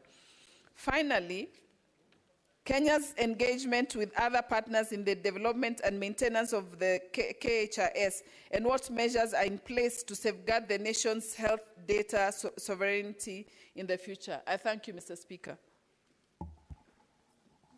Senator Richard Onyonka. Senator Richard Onyonka had 3 statements. Any senator holding a brief for Honorable Onyonka? May I have your written authorization, Senator Omtata? I have allowed honorable senators to transact businesses that are not theirs only later for the honorable senator whom you're holding brief for walking to my office complaining. And that's why I made that communication the other day, that for you to transact any business for and on behalf of a colleague, at least let us have a written authorization. Even a text, I will go with it. I don't want Senator Onyonka to storm my office and distance himself from your good gesture, Honorable Mtata.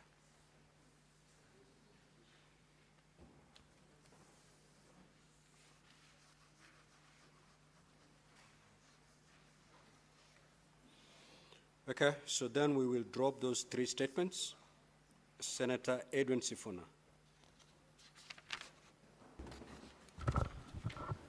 Thank you, Honorable Speaker. Honorable Speaker, I rise pursuant to Standing Order 53-1 to seek a statement from the Standing Committee on Finance and Budget regarding the non-settlement of insurance policy maturity claims by the Corporate Insurance Company Limited. In the statement, the committee should address the following. Number 1, the total value of outstanding insurance policy maturity claims at Corporate Insurance Company Limited, including the duration for which these claims have remained unpaid, and the number of affected policyholders. Number 2, the causes of the delay in settlement of the claims and the timelines for resolving the issues. Thirdly, Honorable Speaker, the current financial position of Corporate Insurance Company Limited, including whether the company is stable enough to guarantee the security of existing insurance policies. Honorable Speaker, with your permission, I want to take the second statement.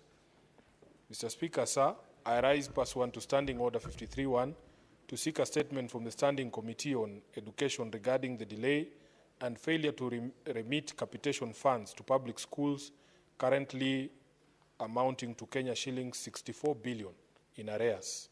In the statement, the committee should address the following. Number 1, the reasons why the National Treasury has failed to release capitation funds despite the urgent cash flow challenges facing public schools across the country. Number 2, the long-term strategies in place to prevent delays in the disbursement of capitation and ensure continuous funding for school operations, infrastructure, and payment of suppliers.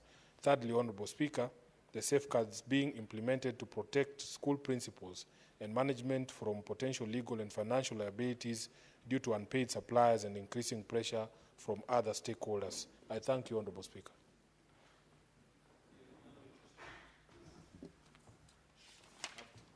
Speaker, I've taken both statements. Okay. Thank you. Now we move to Honorable Senator James Lomenan. Thank you, Mr. Speaker, sir. I rise pursuant to Standing Order 53-1 to seek a statement from the Standing Committee on National Security, Defense, and Foreign Relations regarding the status of retrieval of bodies of Kenya fishermen that were killed by suspected militiamen from Ethiopia in Todonyang area along the Kenya-Ethiopia border on 22nd February 2025. Mr. Speaker, sir, during a visit to the area on 24th February 2025, the Cabinet Secretary for Interior and National Administration made several commitments, including the formation of a specialized security and rescue team to retrieve the bodies of the victims and to provide medical assistance to survivors, and B, deployment of 2 modern boats to boost the search and rescue efforts. In the statement, the committee should address the following. 1, the status of fulfillment of the commitments by the Cabinet Secretary. 2, the progress made in the retrieval of the bodies of the victims of the attack by suspected militiamen from Ethiopia. Thank you, Mr. Speaker. Senator Mtata, you may now proceed to read the 3 statements by Senator Richard Onyonka. I have seen the text authorizing you to do so.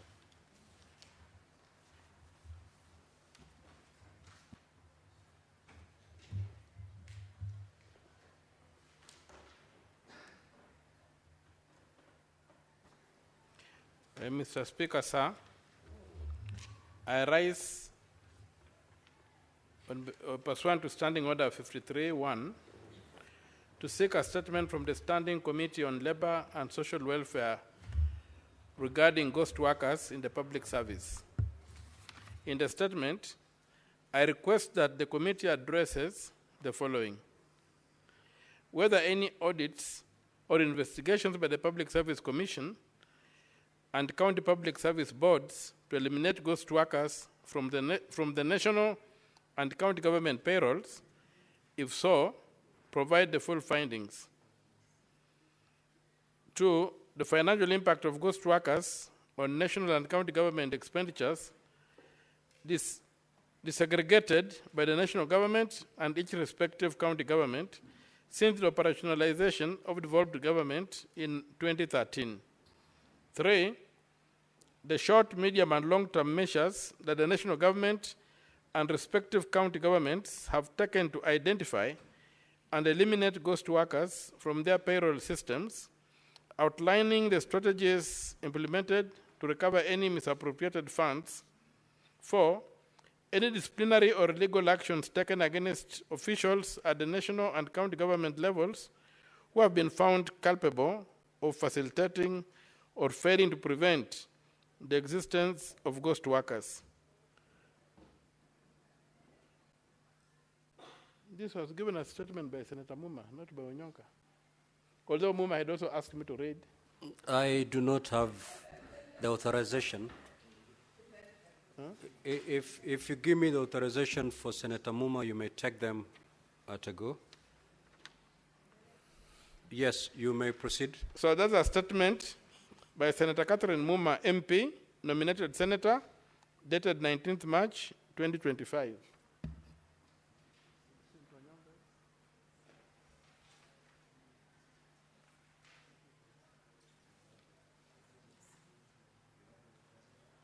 Senator Onyonka had 3 statements.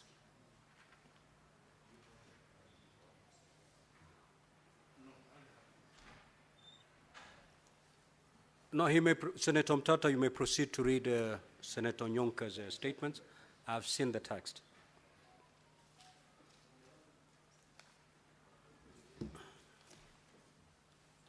Mr. Speaker, sir,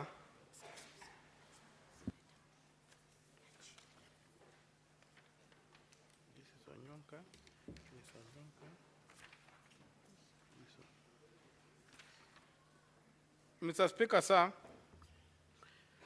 I rise pursuant to Standing Order 53, brackets 1, to seek a statement from the Standing Committee on Health regarding the availability, accessibility, and affordability of rehabilitation services across counties to address substance and alcohol abuse. In the statement, the committee should address the following.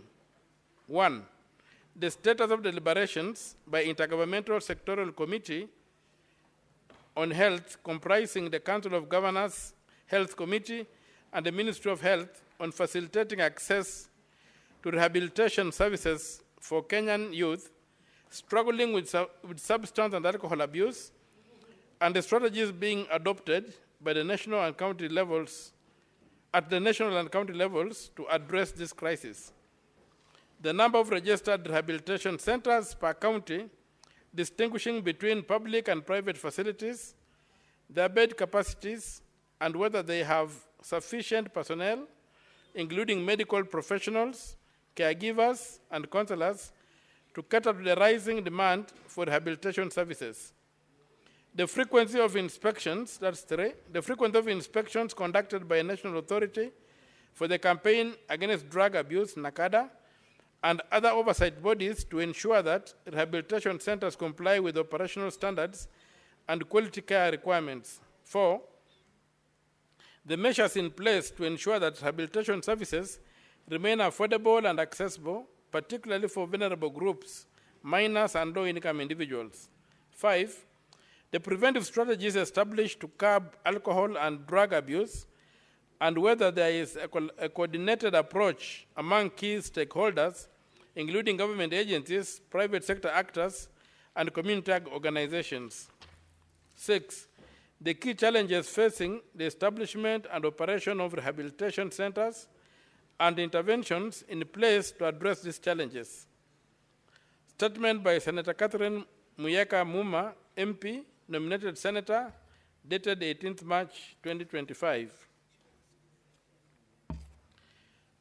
Mr. Speaker, sir, I rise pursuant to Standing Order 53, brackets 1, to seek a statement from the Standing Committee on Education regarding the decision by the Ministry of Education to remove mathematics as a compulsory subject for senior school pupils under the competency-based curriculum, brackets CBC. This decision has sparked widespread debate and raised serious concerns about its potential impact on the education quality, career readiness, and national development.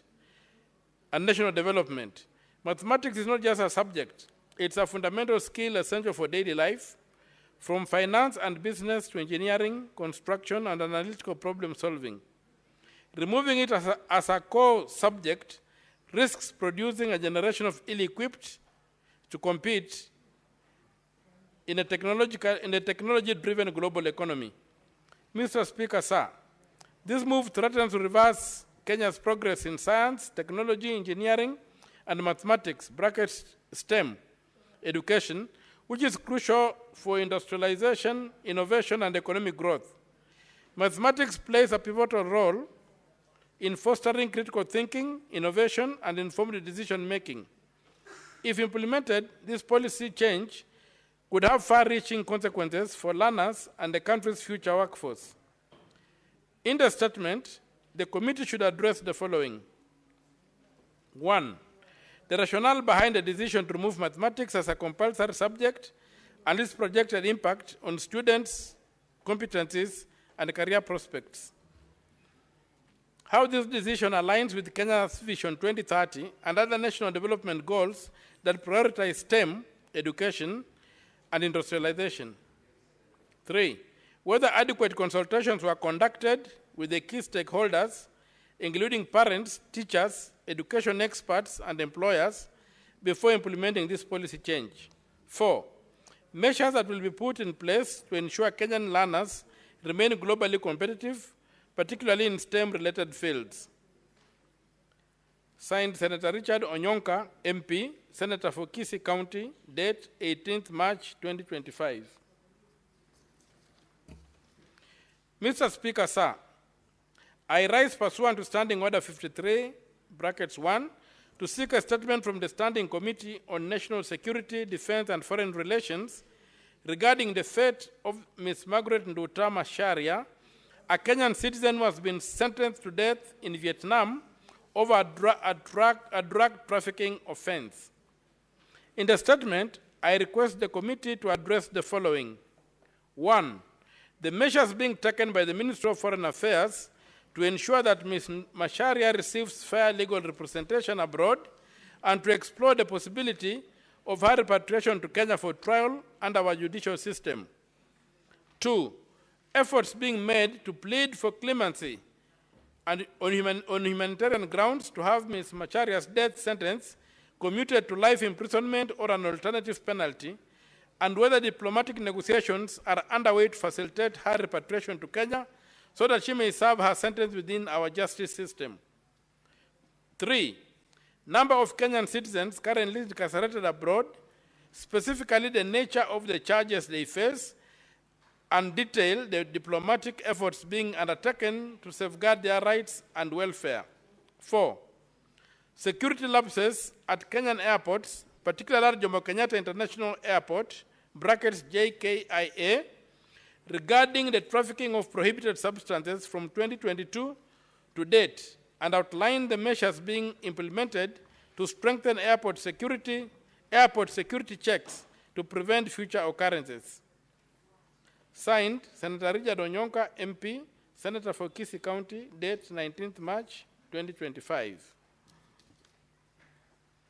Mr. Speaker, sir, I rise pursuant to Standing Order 53, brackets 1, to seek a statement from the Standing Committee on Education regarding the governance concerns and leadership transitions at the Kenya Literature Bureau, brackets KLB.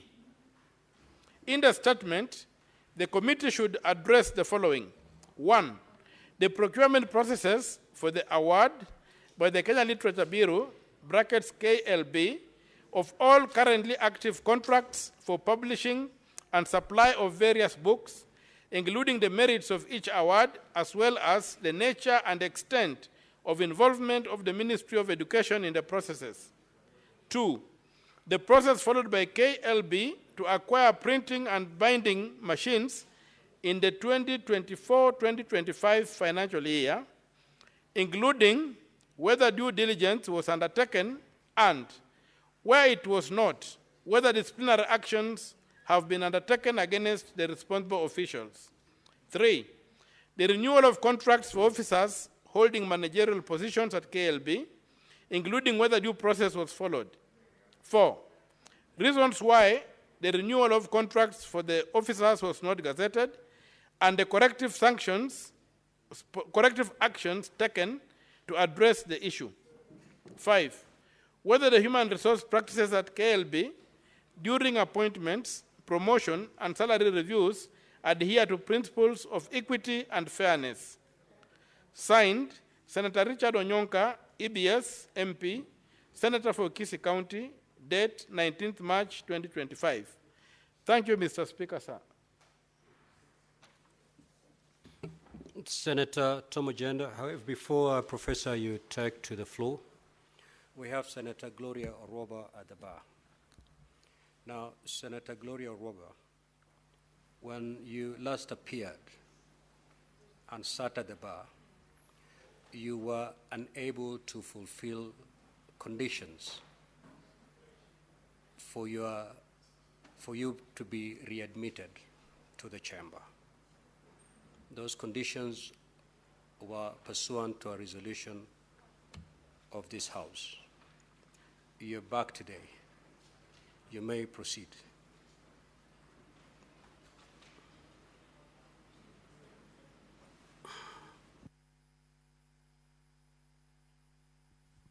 Thank you.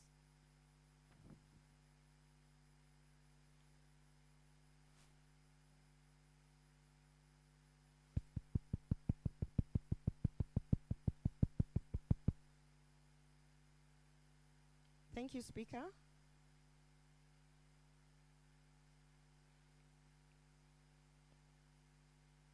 Thank you, Speaker. I'm waiting for the... It's okay. Yeah, okay. I wasn't sure if it's okay. Yes, I was unable to fulfill. And Speaker, after being guided by the leader of majority and after being guided by... I sought counsel within the House and outside. And Speaker, I am going to read the apology without any omission. And I am going to fulfill, because that is a procedure of the House. But Speaker, allow me to say that, to issue the disclaimer as advised.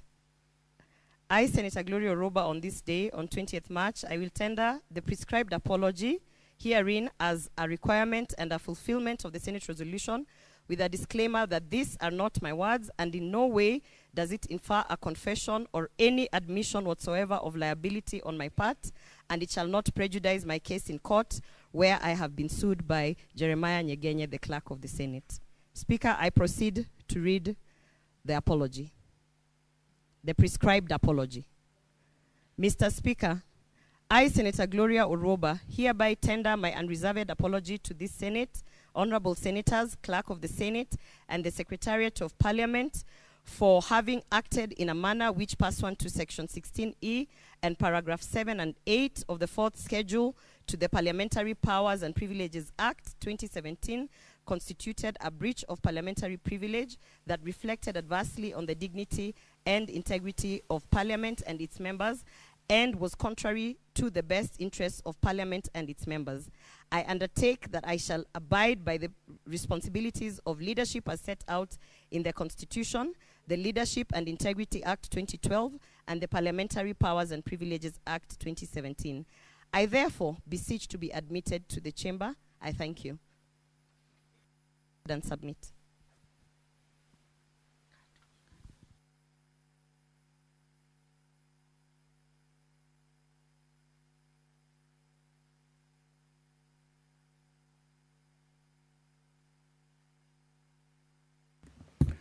Senator Gloria, you are hereby admitted back to the chamber. Senator Professor Ojenda, you may proceed to read your statements. Thank you, Mr. Speaker. I have a number of statements. I will quickly start with the first one. The first statement, Mr. Speaker, is on the state of media freedom and working conditions for journalists in Kisumu County.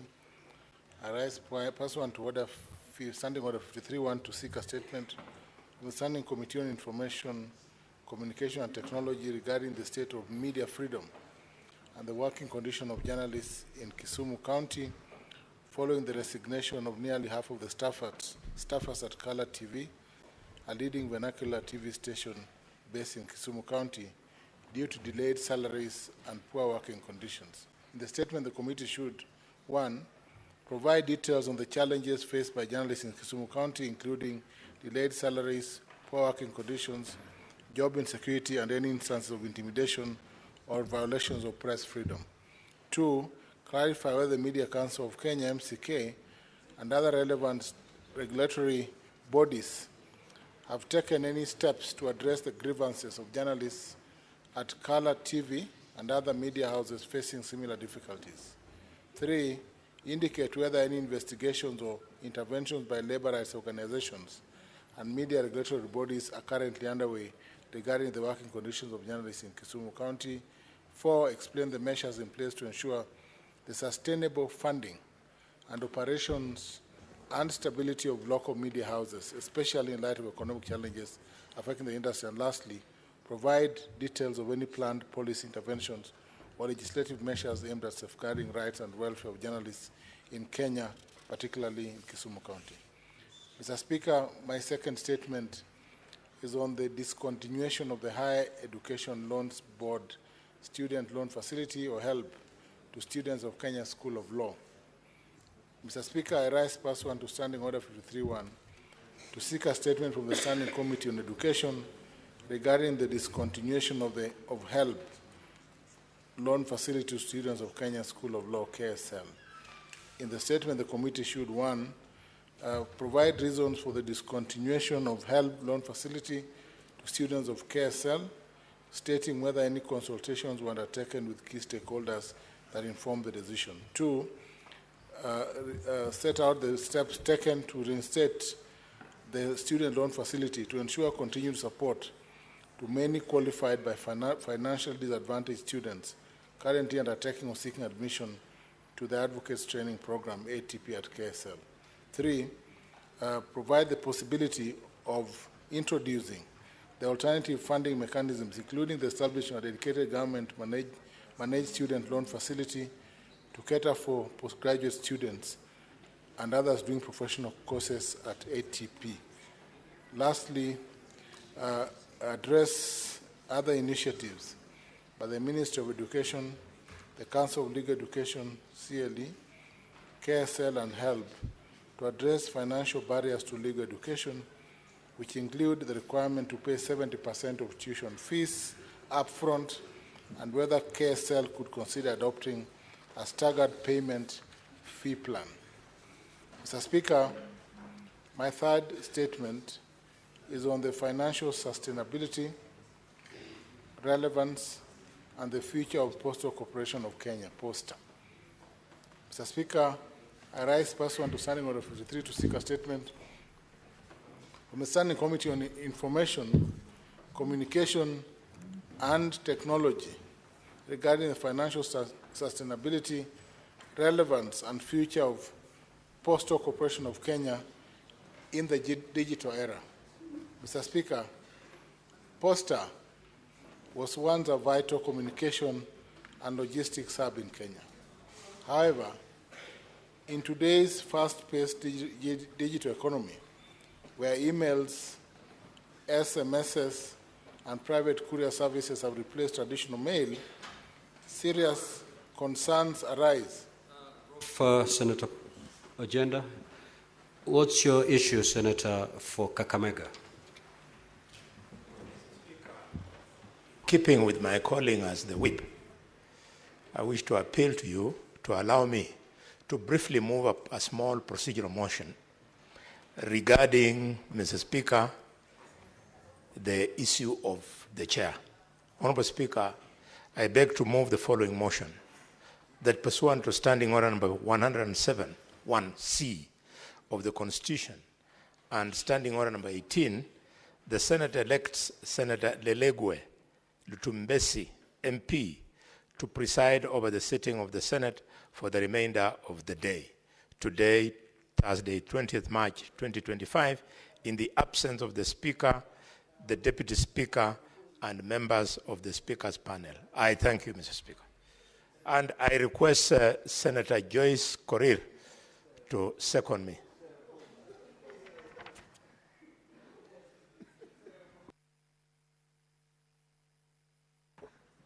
Yeah, thank you very much, Honorable Speaker. As read by my leader, able leader, I want to say that Honorable Lelegwe is up to the task, and I second. Now, Honorable Senators, as you're aware, the chair is human. And it is on record that the Deputy Speaker and Senator Veronica have just been called on a very important meeting, state meeting. Now, Senator Muma is in New York. Senator Haji just left today for Umrah. And therefore, the Presidium has been left to only one person, the Speaker. Now, the chair is human. I cannot take a break even for a minute before adjourning this House. If you will, I can adjourn this House for half an hour. You allow me to respond to natural calls of nature.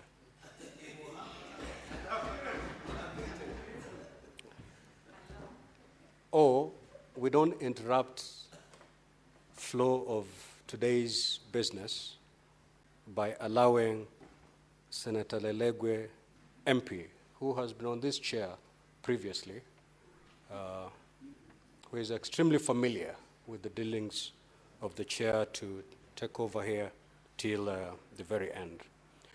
This being a procedural motion, it need not be put to debate.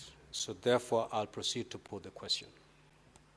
That pursuant to Article 107, 1C of the Constitution, and Standing Order 18, the Senate elects Senator Lelegwe Lutumbesi, MP, to preside over the sitting of the Senate for the remainder of the day, today, Thursday, the 20th of March, 2025, in the absence of the Speaker and the Deputy Speaker and the members of the Speaker's panel. Will as many as of that opinion say aye? Aye. Will as many as of the contrary opinion say nay? The ayes have it. Proceed, Prof. on the statement on financial sustainability, relevance, and future of Postal Corporation of Kenya. Mr. Speaker, Posta was once a vital communication and logistics hub in Kenya. However, in today's paced digital economy, where emails, SMSs, and private courier services have replaced traditional mail, serious concerns arise as to whether continued government investment in Posta is a prudent use of public resources.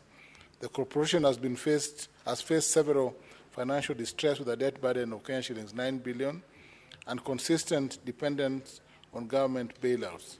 While there have been recent reports of modest profitability, these gains remain marginal compared to the institution's financial obligations and operational inefficiency. In the statement, Mr. Speaker, the committee should, 1, provide an update on Posta's financial position, including its current liabilities, revenue streams, and profitability prospects in the light of Kenya's 9 billion debt burden, outlining any PPPs or alternative funding mechanisms being explored to make Posta self-sustaining and reduce its reliance on taxpayers' money. 2, assess whether continued funding of Posta is a prudent economic decision given the evolving technological landscape and emerging market alternatives, and clarify the government's strategic plan for Posta's future, particularly in the context of digital transformation and competition from private logistic providers such as DHL, Fargo, and G4S.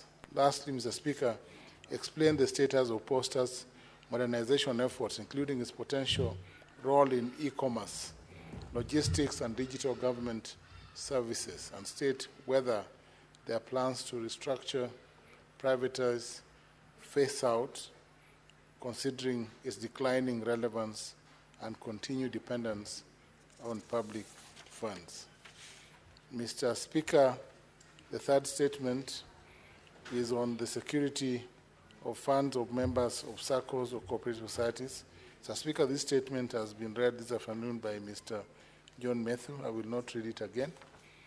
My other statement, Mr. Speaker, is on the operational inefficiency and the current delays of scheduled flights by KQ, Kenya Airways.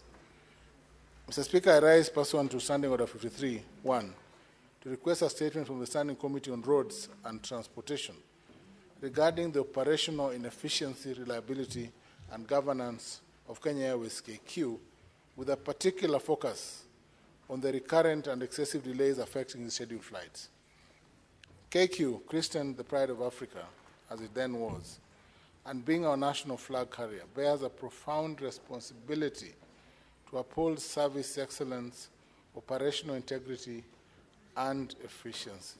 However, Mr. Speaker, the incessant delays and cancellation of scheduled flights, both domestic and international, have disrupted travel plans, undermined confidence in the airline, and raised serious concerns regarding its capacity and management. It is imperative, Mr. Speaker, that a thorough scrutiny is conducted to establish the root causes and provide a sustainable framework for corrective action. In this regard, Mr. Speaker, the committee should, 1, provide a detailed breakdown of the number of aircrafts owned and leased by KQ, their deployment for domestic and international routes, and the extent to which the available fleet meets the demands of air travel.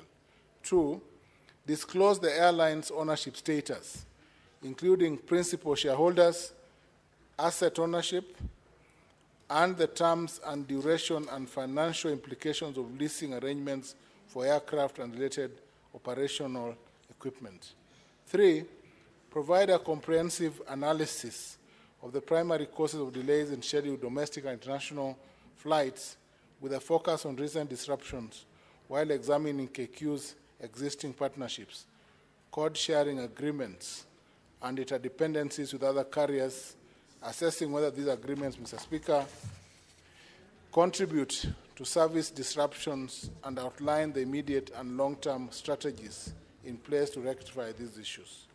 4, clarify whether KQ has an adequate number of pilots, engineers, and essential personnel to efficiently execute its flight schedules and outline any ongoing or planned measures to bridge any human resource gaps.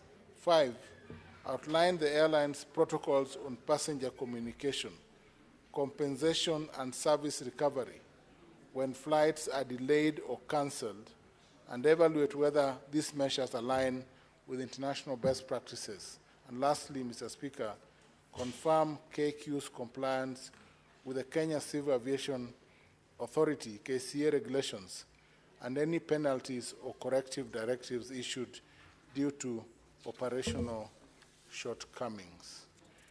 Mr. Speaker, my next statement is on the safety of adequacy of administrative units in Kisumu County.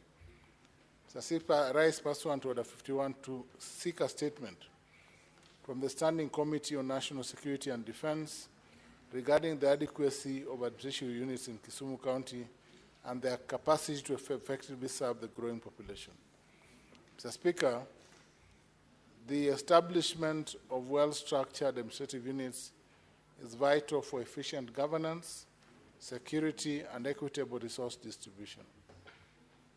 As Kisumu County continues to grow, Mr. Speaker, it is imperative to assess whether the existing administrative framework is sufficient to meet the needs of the people. In the statement, Mr. Speaker, the committee should address the following.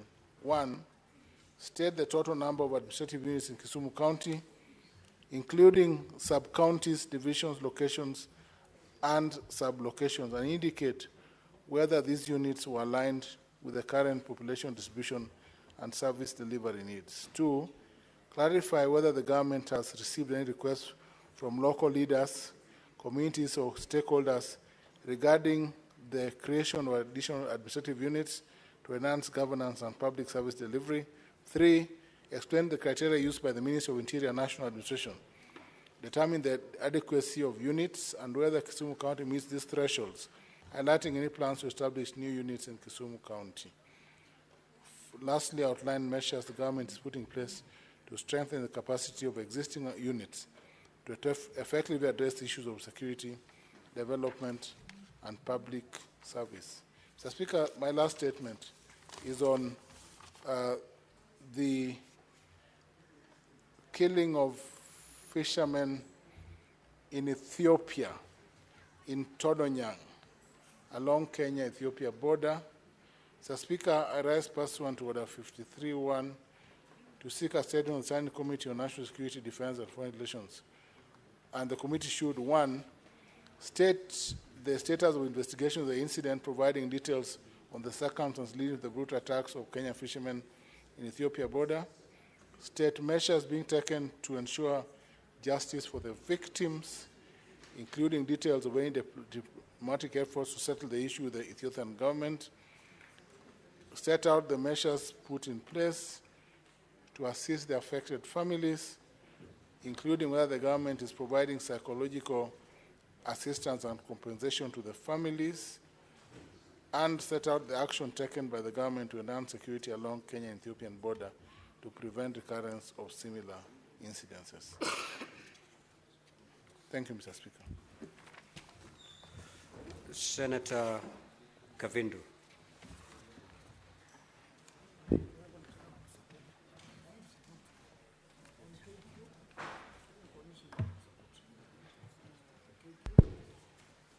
Thank you, Mr. Speaker, for this opportunity. Mr. Speaker, sir, I rise pursuant to Standing Order 53.1 to seek a statement from the Standing Committee of Lands, Environment and Natural Resources regarding the operations of Katelembo Adhiani Mputi Farming and Ranching Cooperative Society in Machakos County. In the statement, the committee should, 1, table the original survey map of the area measuring 11,967 hectares occupied by the Katelembo Adhiani Mputi Farming and Ranching Cooperative Society in Machakos County, including all the areas designated for public utility. 2, provide the original ballot allotment lists of the land, disclosing details of all allottees of the land and their respective plot numbers. 3, assess the authenticity of the title deeds in all other documents related to the land, including survey plans, multation forms, and deed plans. 4, outline the steps being taken to ascertain the legitimate landowners, including the individuals who have inhabited the Miwongoni Dam area over a prolonged period, and to address the claims of forced relocation of the landowners and individuals by land speculators colluding with the officials of the cooperative society. And 5, explain the measures in place to ensure transparency and accountability in the compensation of project-affected persons, PAPs, in respect of the Miwongoni River Dam project, in order to ensure rightful compensation of legitimate landowners in the long-term inhabitation of the Miwongoni Dam area. Senator Agnes Kavindu Mudhama MP, Senator Machakos. Another statement, Mr. Speaker. Mr. Speaker, sir, I rise pursuant to Standing Order 53-1 to seek a statement from the Standing Committee of Health regarding the acute blood shortage in the country. In the statement, the committee should address the following. 1, the current state of blood transfusion services in the country, including details of available blood banks and laboratories reagents. 2, the reasons behind the persistent blood shortage in the country and the measures currently being taken by the Ministry of Health and the Kenya Blood Transfusion and Transplant Services, KBTTS, to ensure the consistent availability of blood transfusion services and blood reagents in the country. And 3, the measures and strategies in place to enhance public education and awareness campaigns regarding the reluctance of Kenyans to donate blood, and to demystify the reasons, myths, and beliefs that may lead to this reluctance. Senator Agnes Kavindu, MP, Machakos County. Thank you, Mr. Speaker. Senator Mutinda.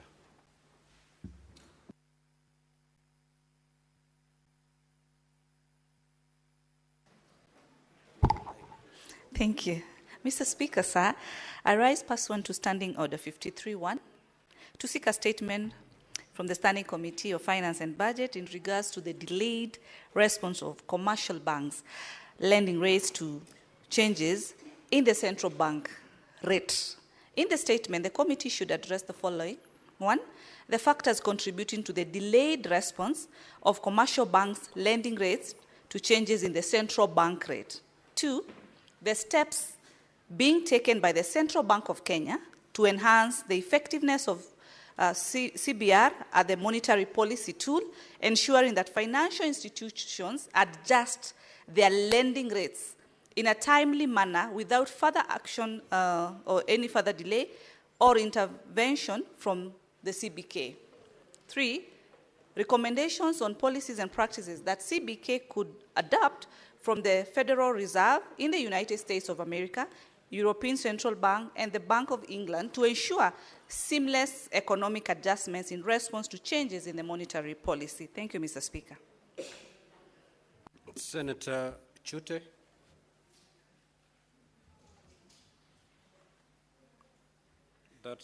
Those two statements are dropped. We will defer the statement by Senator Mundigi, defer the statement by Senator Veronica Maina. We now move to statements pursuant to Standing Order 57-1. The Senate Majority Leader.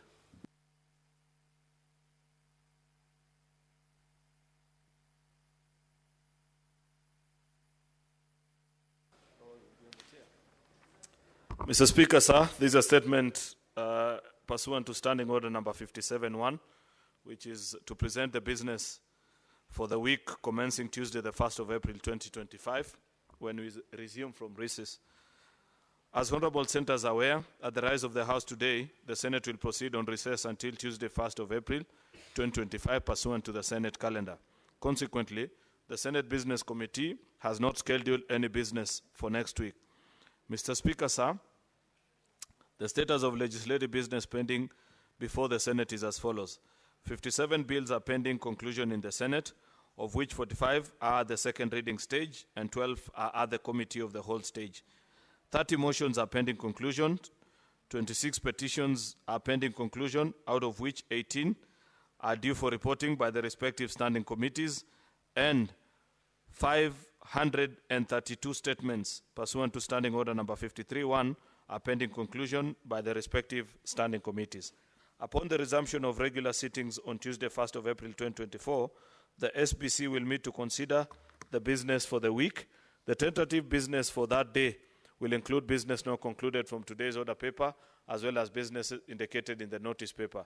The tentative business for the morning sitting on Wednesday, 2nd April, will include the schedule of questions to the Cabinet Secretaries as approved by the Senate Business Committee, as well as motions. The questions include: A, question number 2 to the CS for Foreign Affairs and Diaspora. Question number 7 to the CS for Cooperatives. Number 42 also to the same CS. Number 34 to the CS for National Treasury. Number 35 to the National Treasury. And 48, as well as question number 37 to the Cabinet Secretary in the Ministry of Environment, Climate Change and Forest. The tentative business for the afternoon sitting on Wednesday, 2nd April 2025, will include business not concluded from Tuesday's order paper and the following: bills, which is a statutory instruments amendment bill, the County Wards Equitable Development Bill, County Statistics Bill, County Government State Officers Removal Procedures Bill, the Creative Economy Support Bill, the Livestock Protection and Sustainability Bill, the County Governments Amendment Bill. The bills are the Committee of the Whole is County Public Finance Laws, the Street Vendors Protection Bill, Land Amendment Bill, Cooperative Societies, Establishment of the National Teaching and Referral Hospitals in Kenya, Consolidation of Bursary Funds for the Equitable Access to Education in Kenya. The projected business for Thursday, 3rd April 2025, will include business not included in the order paper for Tuesday, the 1st of April 2025, Wednesday, the 2nd April 2025, and any other business scheduled by the SBC. In conclusion, as honorable senators will note from today's order paper, orders number 9 to 15 are scheduled for division, with 2 of them relating to critical business, which I am glad to report, Mr. Speaker, that we have since considered, albeit late and out of time, which is rather unfortunate, but glad nonetheless that we have done so. Finally, Mr. Speaker, I want to thank you and hereby lay the statement on the table of the Senate. Thank you. Now, honorable senators will allow comments. Clerk, can you restate our system, because I am unable to pick any name from my dashboard.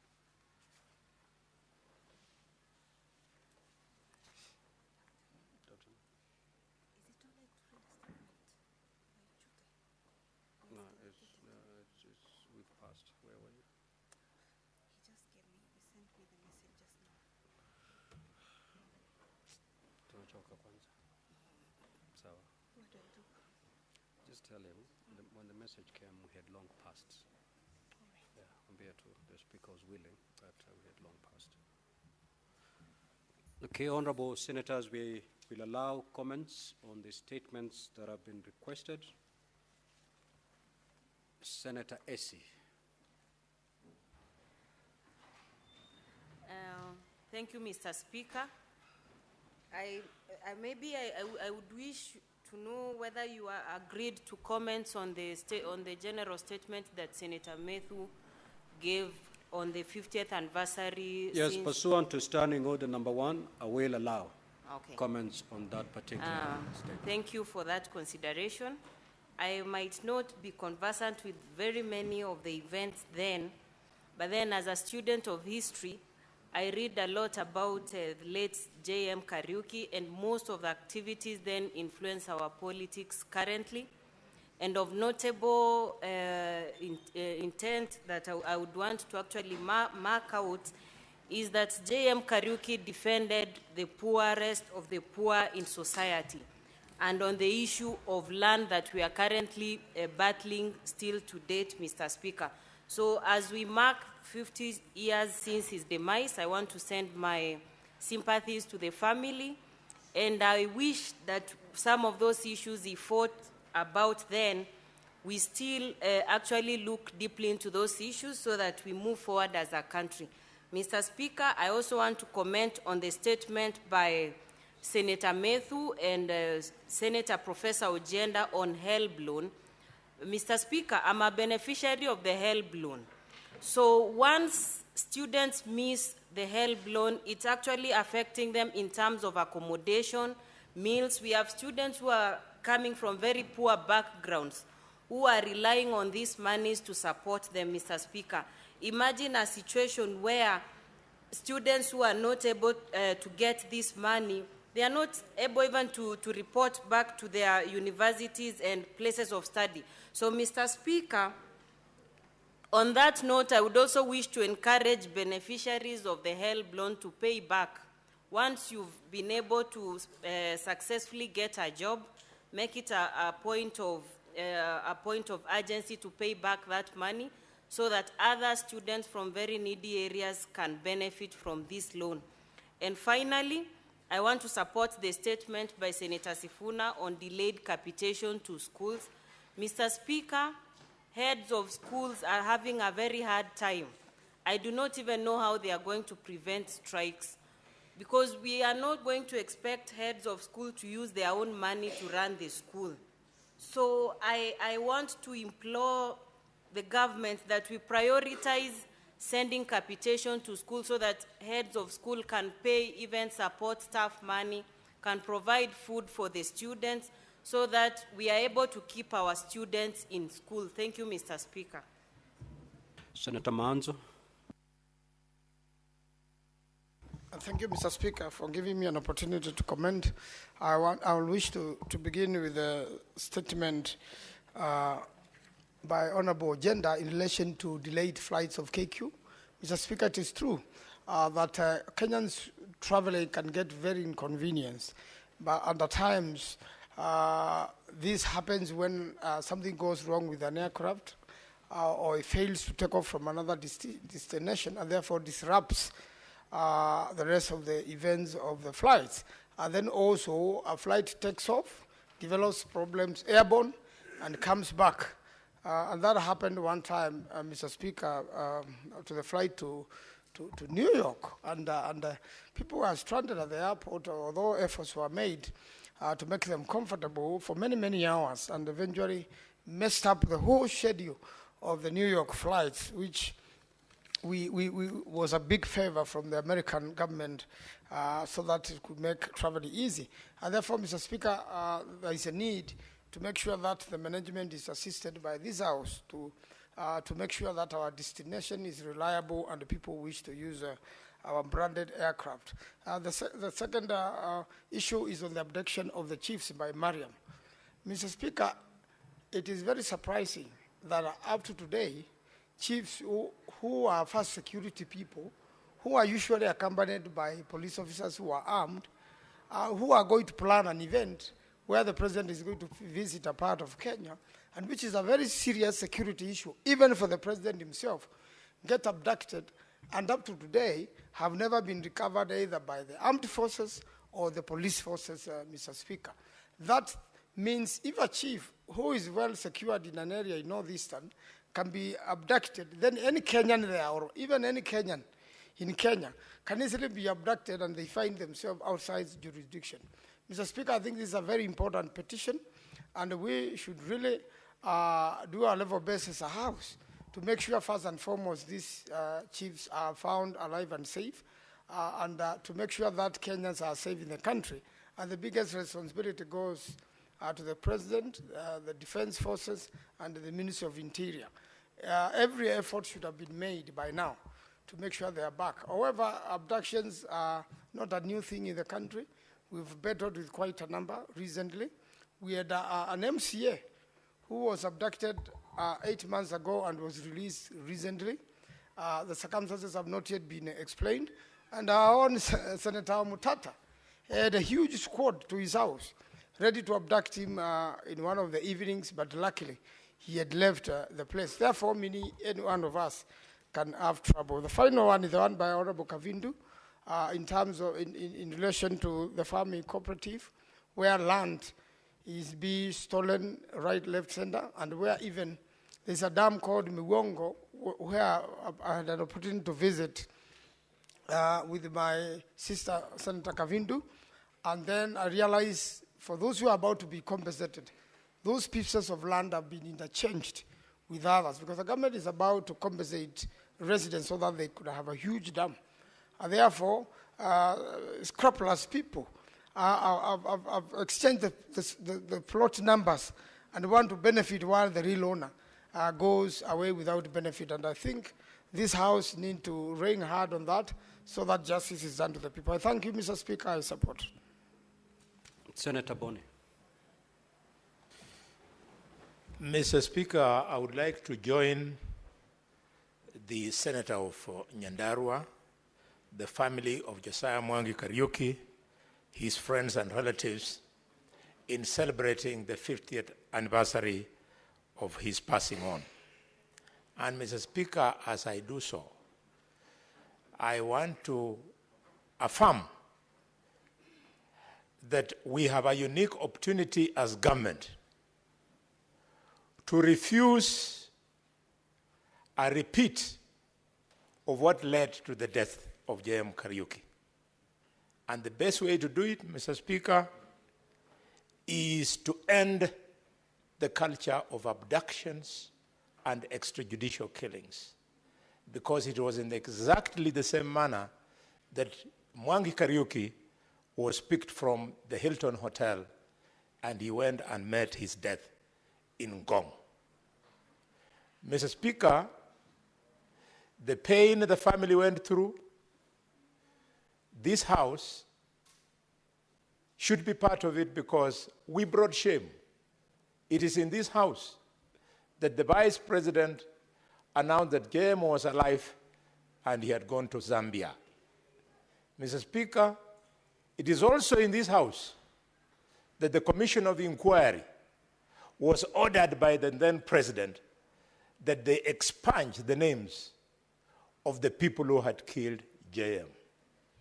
Mr. Speaker, borrowing a leave from what has happened in the US, i.e., the truth surrounding the killing of John F. Kennedy has now come out clearly. We have an opportunity now for the truth to come out about these senior officers in government who killed Josiah Mwangi Kariuki. Mr. Speaker, it's good we guide Senator Medhu to see whether there's a way we can do so that we push for these truths to come to light. And Mr. Speaker, integrity is everything. I know, not many might know, but a member of the cabinet, Henry Pius Masinde Muliro, former MP of Kitale East, quit his job as a minister because he said he could not sitting government that the prop had indicated had a part in the killing of Josiah Mwangi Kariuki. Mr. Speaker, my second comment is on the matter raised by Senator Catherine Muma about the position of mathematics in our new education system. I want to appeal to us politicians and the rest of the Kenyans that this matter must be left to professionals.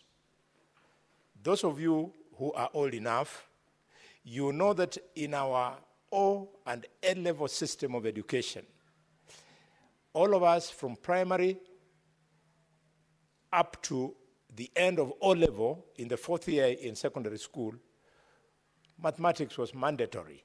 However, when we were specializing at A-level, there was no need for us, unless you are pursuing a pathway that was scientific, there was no need for us to be given further mathematics.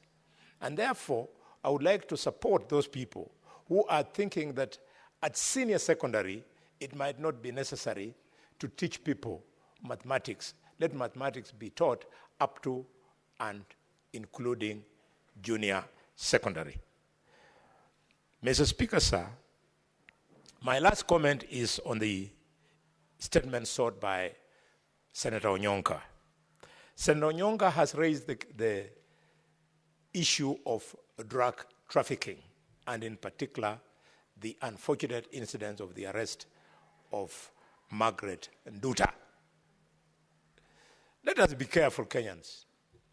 Following what is going on social media, we run the risk of glorifying, as we fight for the human rights of this young lady, we run the risk of glorifying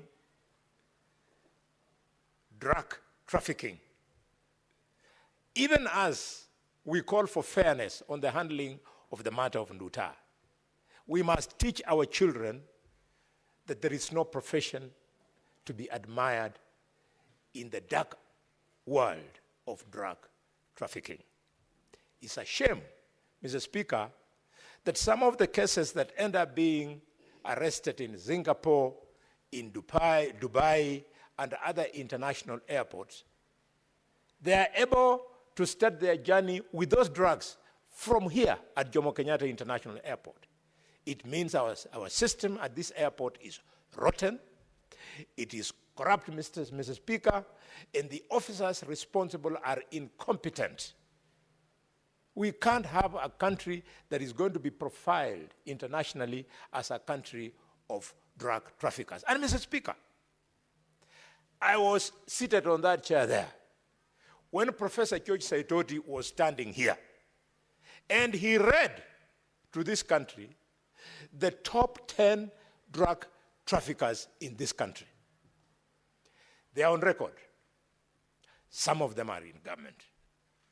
Some of them are very loud in the opposition. They were named, the drug traffickers. And some say that it's after George Saitoti had chosen to take them on that George, Professor, lost his life. Thank you, Mr. Speaker. Senator Gloria.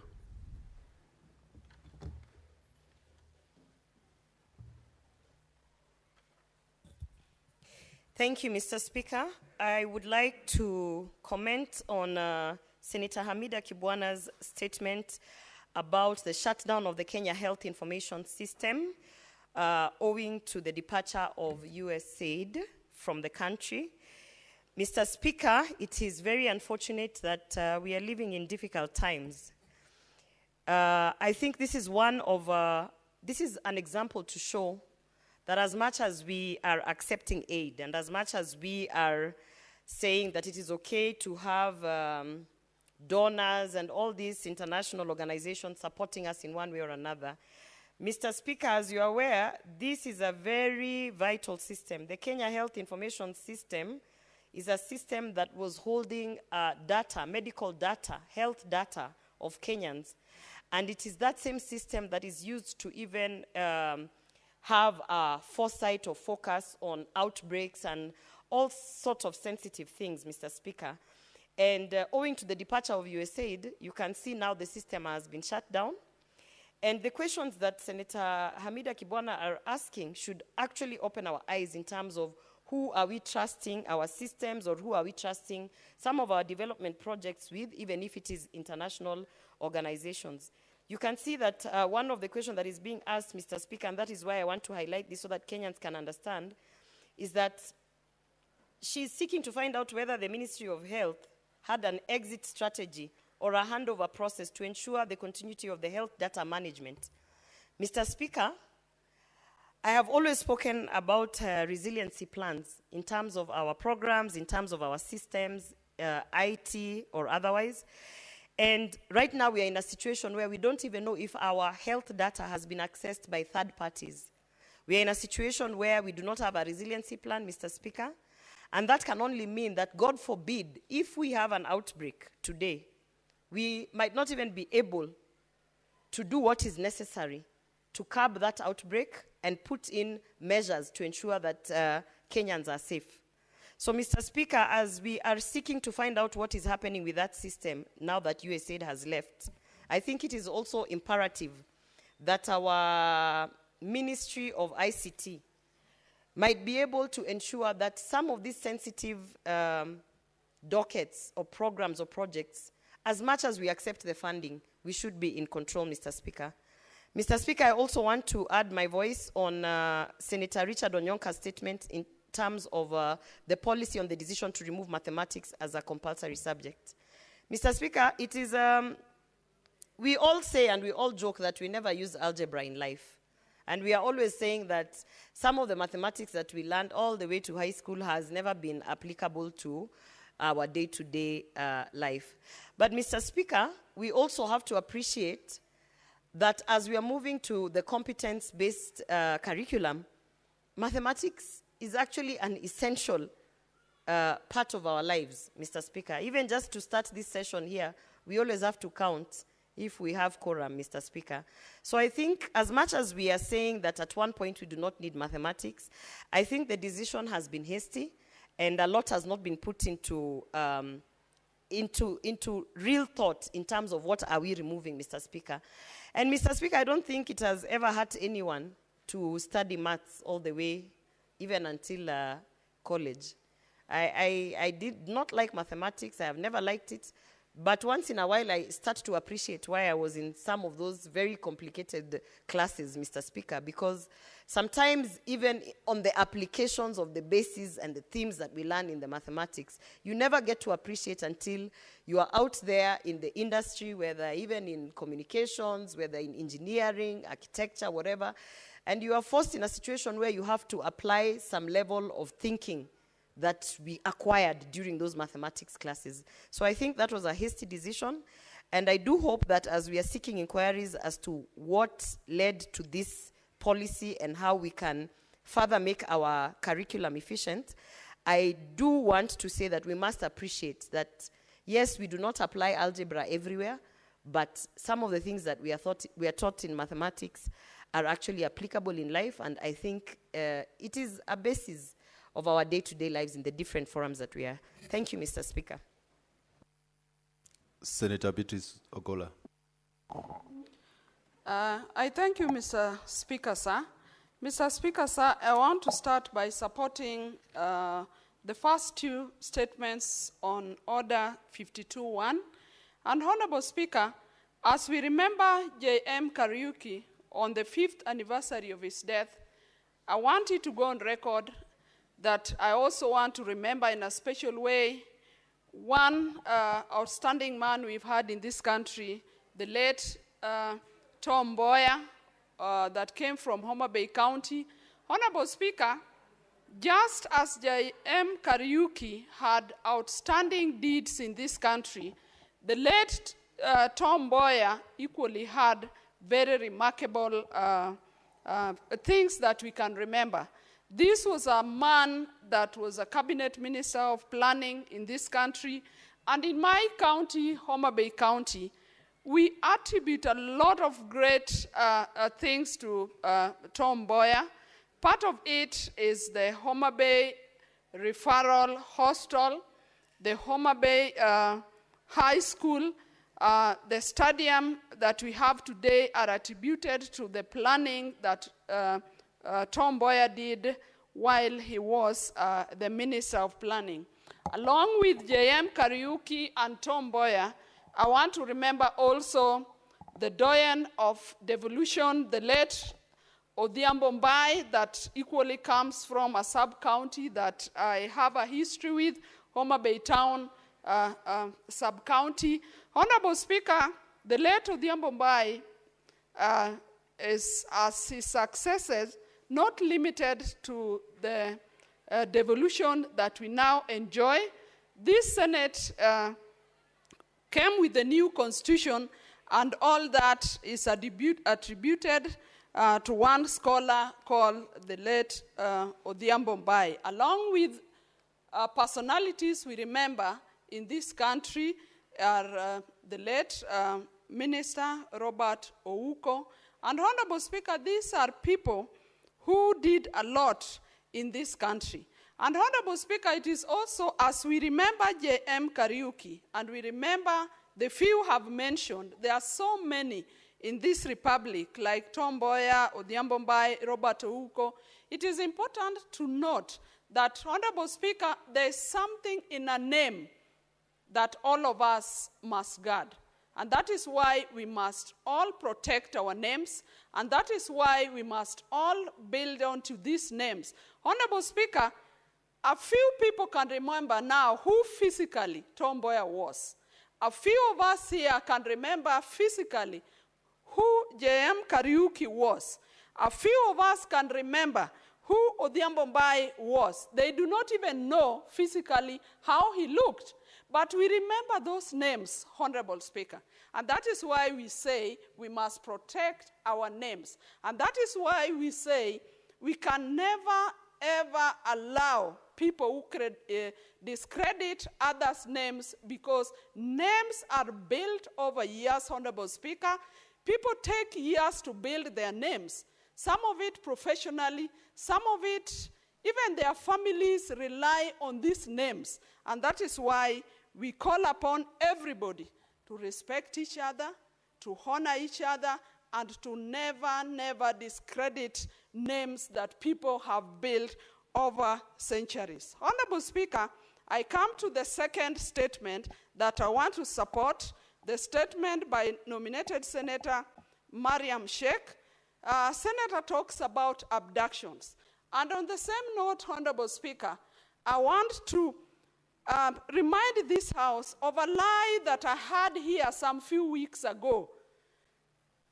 One of us came to say that Raila Amolo Odinga did not mention the issue of abductions until we had a function of our prayers that was just few days to his going for the elections in Addis Ababa. Honorable Speaker, I want to put this record straight.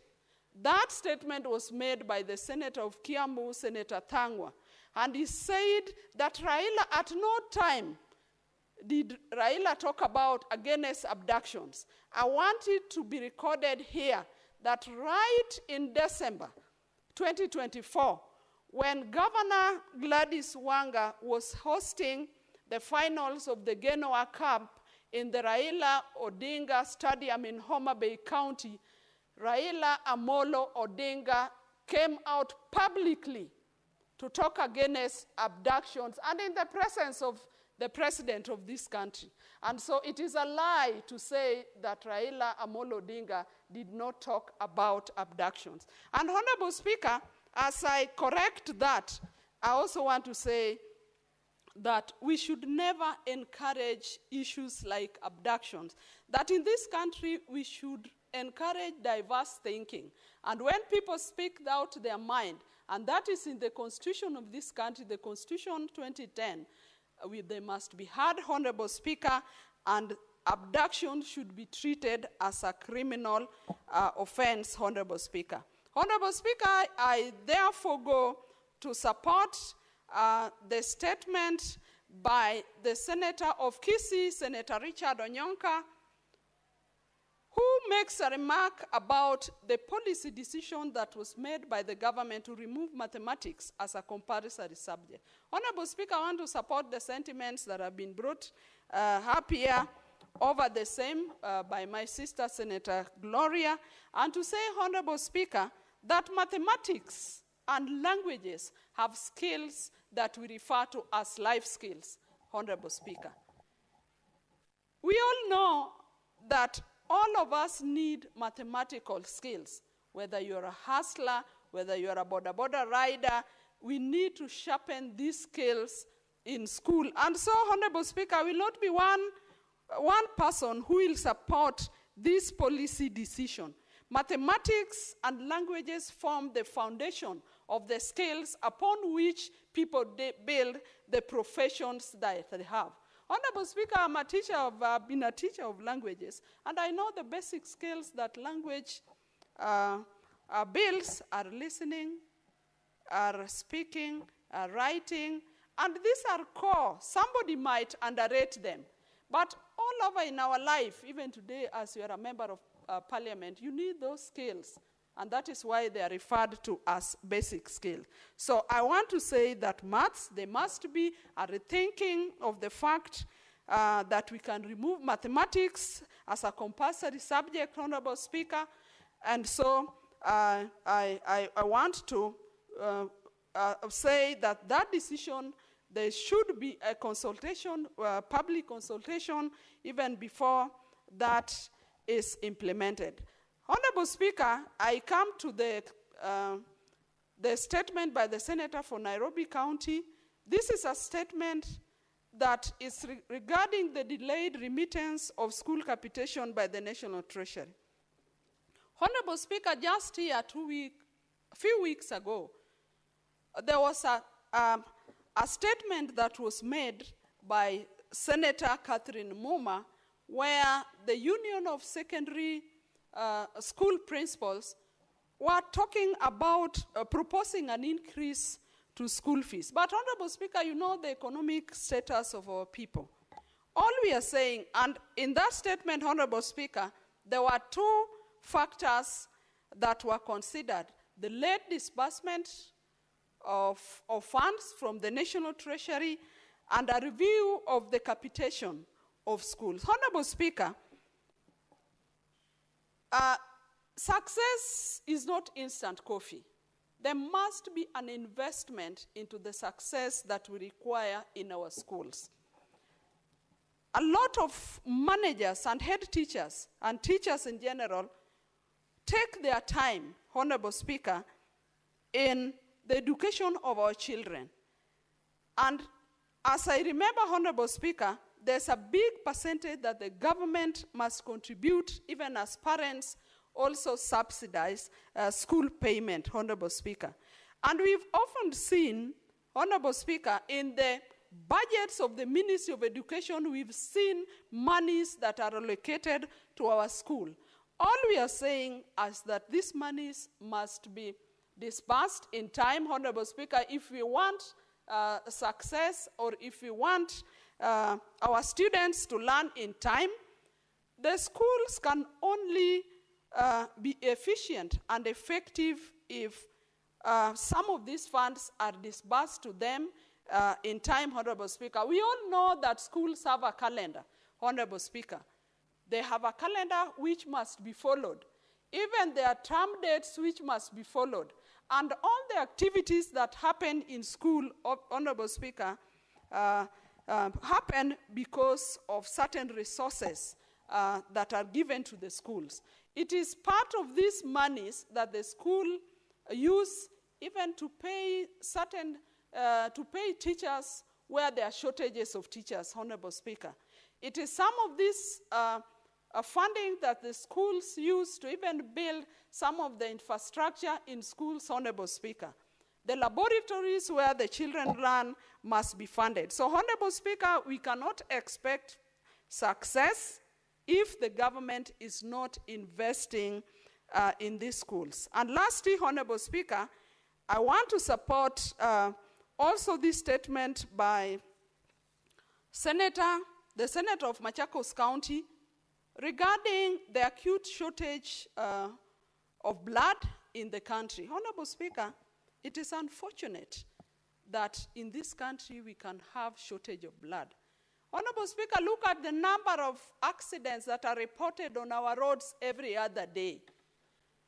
And these are unplanned for occurrences, Honorable Speaker. The government must plan well in advance. We have blood bank centers across the regions in this country. And Honorable Speaker, there must be not only adequate blood, but blood that the hospitals and members of the public can reach anytime and at speed, Honorable Speaker. The need for blood is not only limited to the accident victims, but we also have sick people who need blood to be sustained. Honorable Speaker, we have often heard of people who only lost their lives because blood was not available. Honorable Speaker, as a House, this must be discussed by the committee when you finally give your direction, and we should never see a situation where in this country there's lack of blood. And lastly, the very last, Honorable Speaker, is to support the statement by the Senator of Kisumu. And this one regards, Honorable Speaker, on the adequacy of administrative units in Kisumu County and their capacity to effectively serve the growing population. Honorable Speaker, we have often said that we must take services closer to our people.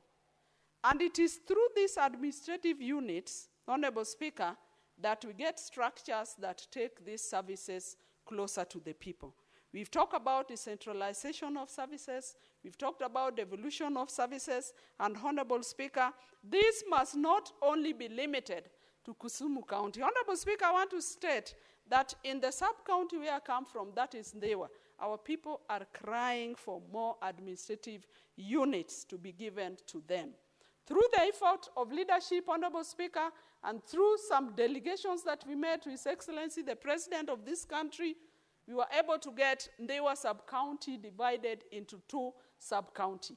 But Honorable Speaker, if you look at the length of that sub-county, if you look at the population of that sub-county, Honorable Speaker, we need that sub-county to get further subdivisions. And our proposal is to have 3 sub-counties out of the single sub-county that we have in Ndewa today. Honorable Speaker, this is in effort to getting services closer to the people. And Honorable Speaker, that is why all of us even applaud devolution, because we wanted services to come from Nairobi and to be devolved up to the county headquarters. And we are saying those services must not only be limited to the county headquarters. Honorable Speaker, these services must go down past the sub-county headquarters up to the wards and even up to the villages. So, Honorable Speaker, I support this in the spirit of efficiency, in the spirit of availability, and in the spirit of equity of services to our people, Honorable Speaker. Thank you, Honorable Speaker, for giving me that opportunity. Senator Gloria Oroba. Mr. Speaker, I beg that you allow me to, I was not here when we were honoring Senator Cheptumo, the late, and I was hoping that you'd give me 2 minutes just to honor him, because I was not in the house. Proceed, Senator. Thank you, Mr. Speaker.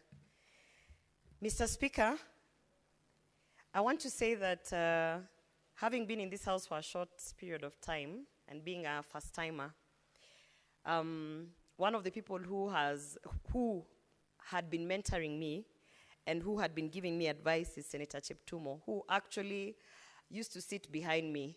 And Mr. Speaker, so when he passed away, it was very sad for me personally, and I wanted to take this opportunity to honor him and to let the public, and particularly his family, know that indeed in this Senate, he was actually a light to some of us who needed counsel, from legal counsel, counsel from ranking members, someone with experience of the House. And therefore, I wanted to take this time to honor him, and also to say that I do hope that as we are always ensuring that we have public records here, I hope that his submissions in the House and the work that he has done will not be forgotten by the people of Baringo and Kenyans at large. Thank you, Mr. Speaker. Next order. Order number 8, the Public Audit Amendment Bill, National Assembly Bills number 4 of 2024, first reading. A bill for an act of Parliament to amend the Public Audit Act 2015 and for connected purposes. Order number 9, the Public Finance Management Amendment number 2 Bill, National Assembly Bills number 26 of 2024, first reading. A bill for an act of Parliament to amend the Public Finance Management Act and for connected purposes. Order number 10, the County Government's Additional Allocations Bill, National Assembly Bills number 2 of 2025, first reading. A bill for an act of Parliament to amend the additional allocations to county governments for 2024-2025 financial year, the responsibilities of national government and county governments pursuant to such allocation, and for connected purposes.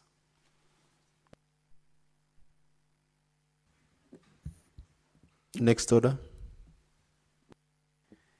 Order number 20, motion, consideration of the joint report of the National Assembly Departmental Committee on Justice and Legal Affairs and the Senate Standing Committee on Justice, Legal Affairs and Human Rights on its consideration of the report of the National Dialogue Committee, NADCO, and the report of the Multisectoral Working Group on the realization of the 2/3 gender principle.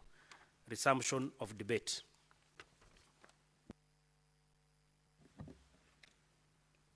Honorable Senators,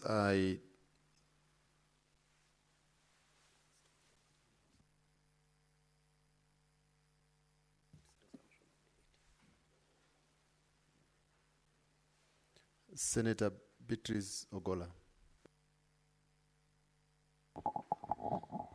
Honorable Speaker, I rise to support this motion. And especially, Honorable Speaker, I want to applaud the leadership of this country, especially the two leading lights, His Excellency the President and the Right Honorable Prime Minister. Honorable Speaker, it is not for any reason that I want to indicate that I'm proud of these two gentlemen. Honorable Speaker, this is a discussion that came from the NADCO report. And the NADCO report came from a two-group committee that was constituted by the President and the Right Honorable Prime Minister, Raila Amolo Odinga, because of their charisma and because of their patriotism in this country. Honorable Speaker, I would like to say that yesterday we had a delegation of the Homa Bay County leadership led by our performing governor, Governor Gladys Wanga, to meet the head of state. And Honorable Speaker, that is a right of any leader in this country. But something that I must applaud from that visit, that the head of state was categorical, and the head of state made a statement that touched my heart. The head of state indicated that Kenya is big enough for all of us, Honorable Speaker. That in this country, no community needs to live for the other to come into leadership, Honorable Speaker. And that is why we want to say that everybody must reconsider their decision in this country, and let us all be part and parcel of this country. Let us be part and parcel of running this country. Let us be part and parcel of all the initiatives that in this country. Honorable Speaker, it was very critical when the head of state made that statement. Then I realized that we do not even need certain outrageous thinking that we have had in this country, that in this country, after election, there's shareholding, Honorable Speaker. That there are people who must be in, and they must own this country in certain percentages. Honorable Speaker, I want to declare that Kenya is for all Kenyans, and we must all be part of the running of this country. And we want to tell anybody who thinks that you can only be there alone, and we want to convince everybody that we do not need some communities to leave government in order for some to get in. We need everybody in this country, and possibly that is the reason why this country is still holding up. Honorable Speaker, after that delegation to the head of state, we also equally, as the leadership of my county, met the Right Honorable Prime Minister Raila Amolo Odinga. And in our discussion, Honorable Speaker, the Prime Minister, the Right Honorable Prime Minister told us that we all belong to this country, that we can all be comfortable in this country. And in this country, we all need each other in this country. And so he went ahead to say that nobody should be uncomfortable because somebody is part of this government, because we all belong and we all have some space. And Honorable Speaker, now come back to the NADCO report. And I want to say that I want to support from the word go that in this country we must implement the 2/3 gender rule. In our discussion with the president was very emphatic. I saw a man who had a vision for this country, a man who wants to carry everybody in this country, a man who does not want to leave the youth behind, a man who does not want to leave women behind, a man who does not want to leave any quarter behind, because he believes that in this country we are all equal and we all belong to Kenya. And the president promised us in that delegation that one thing he will see to its fruitful end is that we must implement the 2/3 gender rule. Honorable Speaker, why do we want a country where we have women forming over 55% and we do not want them to have equal measure of seats in leadership at all levels, at all structures of decision-making, Honorable Speaker?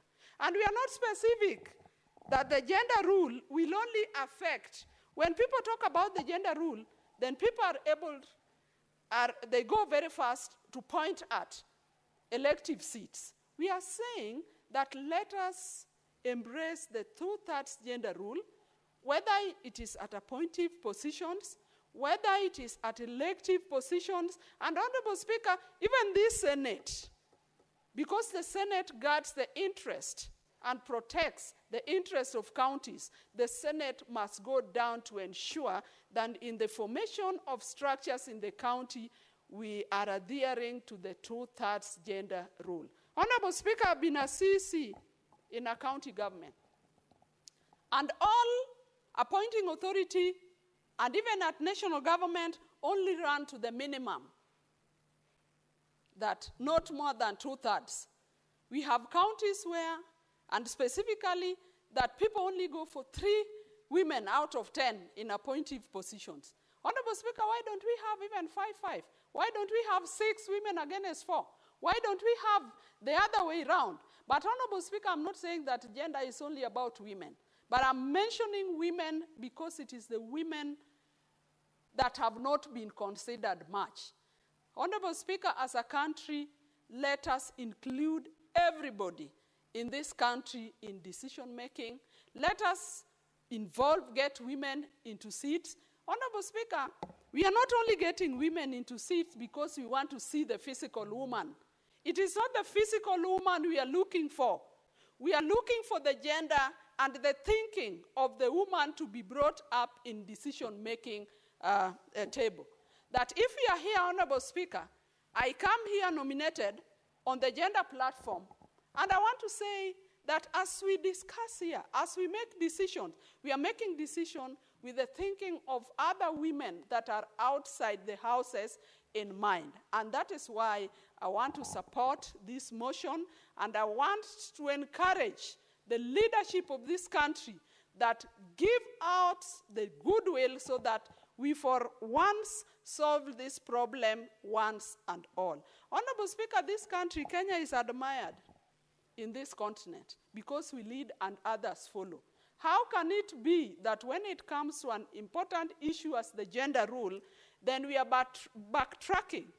I want to challenge all the men in Parliament, be they in the Senate or the National Assembly, that let us show that we are charismatic, that we are passionate, that we are patriotic.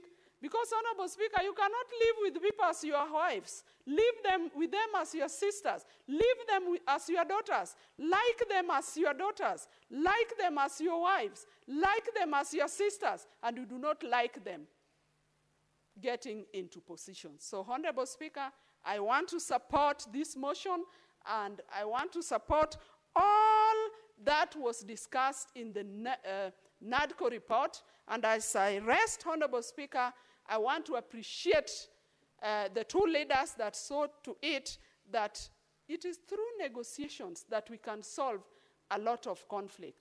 Honorable Speaker, as I support this motion, I want also to say that as we break for recess, Honorable Speaker, our people down at the counties are looking forward to their leaders visiting them, to share with them the challenges that they go through.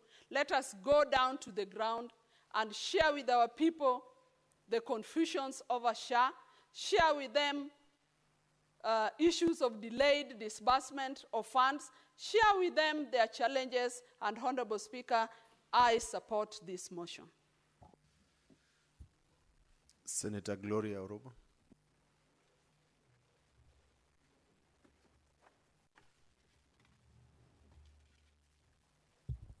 Thank you, Mr. Speaker. I rise to support this motion on the two-third gender rule and this report that was tabled. Mr. Speaker, I am a beneficiary of the affirmative action, Mr. Speaker. I am a beneficiary in the sense that I have been nominated in the Senate based on an affirmative action that was passed to ensure that we have equal representation of both men and women in spaces such as the National Assembly and the Senate, Mr. Speaker. Mr. Speaker, I have read through the report on the two-third gender rule and what has been submitted, Mr. Speaker. And while I have a contrary opinion to some of the proposals that are in there, Mr. Speaker, I generally support that we must have more representation of both genders, equal representation of both genders in all the spaces, be it the cabinet, be it the parliament, in all the spaces where decisions are being made about lives that, that influence our actions in our society, Mr. Speaker.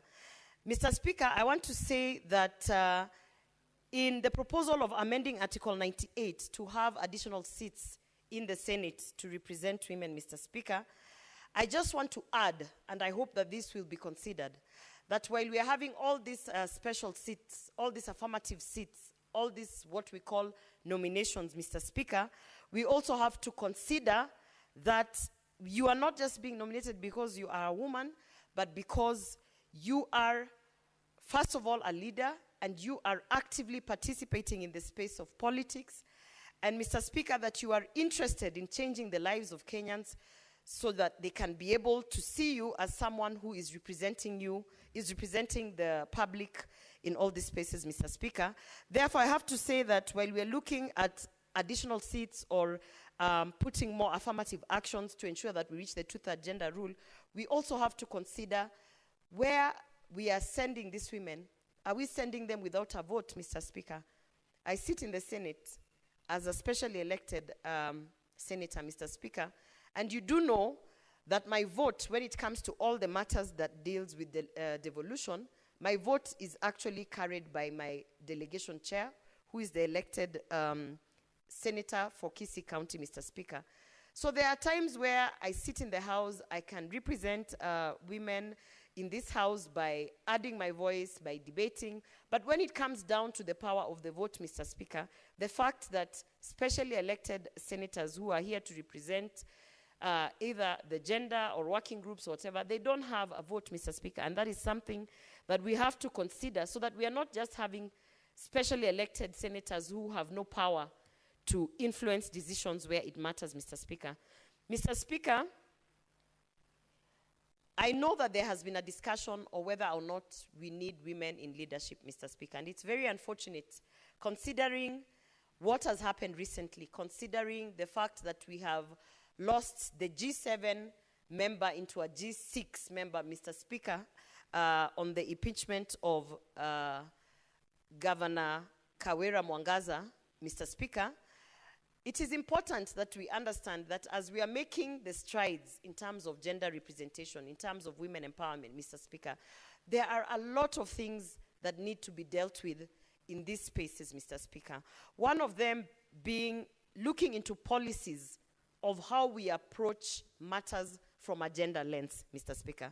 We have to understand that it is not just about nominating or pushing women into the spaces of politics, but ensuring that we are able to be mentored, we are able to be guided, and we are also able to actually positively impact this politics or governance, and also to sustain those seats, Mr. Speaker. It's very sad to have watched the several impeachment motions of Governor Kawira and actually participate in them, some of them that were in plenary, Mr. Speaker. And the matters that came up in all those impeachment motions that were tabled, you could see what was lacking was that there was no gender lens in terms of even the submissions of the impeachment, Mr. Speaker. I don't want to stand in this upper house, this very prestigious house, to say that most of the things that are happening are because of patriarchy, but Mr. Speaker, allow me to say that our culture, the Kenyan culture, the African culture, we have literally inculcated a very patriarchal tradition, and in the ways that we live, in the ways that we communicate, in the ways that we are conducting business, Mr. Speaker, you can tell that we still have a long way to go, Mr. Speaker. I speak this in the background of what is happening in New York, Mr. Speaker. We have seen that at the Commission on the Status of Women, the agenda that is being pushed, Mr. Speaker, we keep talking about it, women empowerment, we keep talking about representation of women. But Mr. Speaker, in line with the International Women's Day, which is accelerate action, Mr. Speaker, we have to start actioning the things, the policies, the talks, the proposals that we are tabling. We have to start being intentional in terms of, do we really want to have women in these spaces of representation? Because if we do, Mr. Speaker, I want to say that we have to be intentional starting from this country, Mr. Speaker. I have just seen that we have had many changes in the executive, Mr. Speaker. There has been a memo that has been circulated in terms of change in office, permanent secretaries, and ambassadors, and all those changes that have happened, Mr. Speaker. And I was really holding my breath to see that, hoping that we, as the women of Kenya, had actually been given a minister for gender, Mr. Speaker. It has not happened yet. And that's why I want to say that we have to be intentional, because at the background of everything that is happening, we also have to hold ourselves accountable, Mr. Speaker. I am specially elected under my party, which I remain loyal to, the United Democratic Alliance. I am definitely pushing the agenda of the Kenya Kwanza Women Charter, which I was leading in drafting and presenting, a charter that our president put his signature on and promised the women of Kenya that he was going to do certain things, that he was going to ensure that the women of Kenya will feel represented, that the women of Kenya will feel as if and even feel the impact of this government in terms of certain matters that really just touch on our lives as women in this country, Mr. Speaker. I cannot belabor the point on what has been happening on the front of femicide and all the gender-based violence reports and those that have not even been reported, Mr. Speaker. We have lost so many women when it comes to gender-based violence, Mr. Speaker. We have spoken about the things that we need to do. We have given reports and recommendations, Mr. Speaker. In this house, the upper house, we have brought statements. We have actually summoned the cabinet secretaries. We had our cabinet secretary for Interior, who is now the Deputy President, Kithure Kindiki, Mr. Speaker. We have even had pronunciations being made by the President, Mr. Speaker. But I want to ask a question, Mr. Speaker. Are we really intentional as a country? Are we really intentional in terms of ending GBV, all forms of GBV, be it the violence that is meted during the intimate partner violence situations, be it the female genital mutilation, Mr. Speaker, all forms of violence, online cyberbullying, Mr. Speaker, that is meted on women. Are we actually intentional? What have we done as a government that actually signed a women's charter and promised women to stand and make sure that the women of Kenya are represented, Mr. Speaker? So even as I support this motion, this report under NADCO, even as I say that I really look forward to seeing this being, executed, Mr. Speaker, I remain hopeful, but I also am very cautious that we are not just going to end up as a talk shop, Mr. Speaker. One of the things that I always tell the president, who happens to be my party leader as well, is that, yes, we are stubborn, Mr. Speaker. I am stubborn, Mr. Speaker. I speak up, I appear to be very arrogant, and I appear to be very adamant on certain issues, Mr. Speaker. But it's because I understand the promises that we put on paper and promised the women of Kenya. And I promised myself, even as I got nominated to this seat, that if there is one thing that I will do in my time in this Senate is to ensure that whatever it is we were selling during campaign, Mr. Speaker, we talked about free sanitary towels to all schoolgirls, to all women in the vulnerable communities, Mr. Speaker. You can see in my day-to-day activities, you can see in my legislative agenda, that these are some of the things that I hold dear and that I push, Mr. Speaker. We promised the women of Kenya that we are going to have proper maternal health care, Mr. Speaker. So even in the background of the confusion that is in the SHA, of the certain challenges that are under this universal healthcare system that we are proposing, that is essentially going to revolutionize that space, Mr. Speaker, I keep asking myself, where is that specific bit? Where is maternal health care? What are we doing about Linda Mama? And that is why, Mr. Speaker, even as I get the backlash of being a part of this government, I want to say that we are working behind the scenes, because these are some of the things that I hold dearly, and I'm well aware, being a beneficiary of an affirmative action seat, Mr. Speaker, I have to make sure that at the bare minimum, my voice is heard every time we are talking about these issues, Mr. Speaker. When we talk about, aside from the femicide, the gender-based violence, representation in both the National Assembly and the Parliament or in Cabinet, Mr. Speaker, I want to also highlight that there are certain economic programs that we are having in this country that we have to intentionally put a gender lens and ensure that as we are proposing an economic program for the vulnerable, for the startup, for the youth, where are the women of Kenya in these programs? Mr. Speaker, one of the programs that has been very, very successful in the Kenya Kwanza government is the fertilizer program, Mr. Speaker. We have seen that it has yielded a lot of positive results in terms of even the harvests that we have had, the coffee production, the tea production, Mr. Speaker.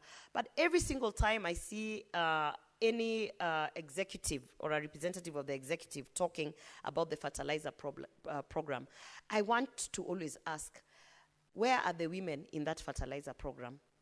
How are we ensuring that in the politics of the local distribution of fertilizer, the women who are farmers, who are also hardworking Kenyans, how are they also benefiting from this program? When we talk about the program of the Hustler Fund, I'm always keen to look at the stats, the data of how women are faring, how they are borrowing, if they are paying back, is it beneficial in their businesses, Mr. Speaker? Every single program, including now the diaspora jobs, which have been introduced, which I see the Minister of Labor going around and campaigning and telling the youth to come about. I'm always asking, how are the women of Kenya being represented in those programs? Are we just looking for drivers and manual laborers, which is exclusive to the male? Are we just saying that we want to line up all the young men because we want to take them to be manual laborers because they are strong and they have muscles? Where are the women of Kenya in that program, Mr. Speaker? So, Mr. Speaker, today, as a beneficiary of the affirmative action, as I stand here today, I want to say I support this latest move to ensuring that we execute the two-thirds gender, but I want to say that I am also cautiously observing if we are going to be intentional in actually seeing this execution of this report, of these amendments, of these proposals, all the way to its fruition. Because, Mr. Speaker, when it comes to matters, the women agenda, we are known to just talk and talk and talk. In fact, I have stopped accepting invitations by all these NGOs and INGOs who tell us, come, let's meet and have tea. There is a breakfast somewhere. I've told them, we have had so many breakfasts. We have been drinking tea. We have been having lunch. We like coming together as women and you know, saying, oh, this should happen, this should happen. But we must now, you know, get down to business and action the things that we have been proposing, Mr. Speaker. So therefore, I want to support this, and I want to conclude by saying that in 2025, the two-thirds gender agenda might be about having more women in office, Mr. Speaker. Many years ago, we didn't even have one governor who was a woman. So you will see that maybe in the next 10 years, the two-thirds gender rule will actually be about having more men or equal representation of men in these spaces, Mr. Speaker. So let's not the men think that this is just a women affair, because once we get to the balance where we are 50-50, Mr. Speaker, definitely at one point we are going to be talking about ensuring that both the men and the women have equal representation, and we might even just surprise ourselves, and we might have nominated members of parliament in the Senate who are actually men coming because of the affirmative action. Thank you, Mr. Speaker. I submit. Honorable Senators, I defer putting of the question to order number 20. Next order. Order number 21, motion, report of the 9th Interparliamentary Union, IPU, Global Conference of Young Parliamentarians held in Hanoi, Vietnam, from 15th to 17th of September 2023. Resumption of debate. I defer putting of the question. Next order.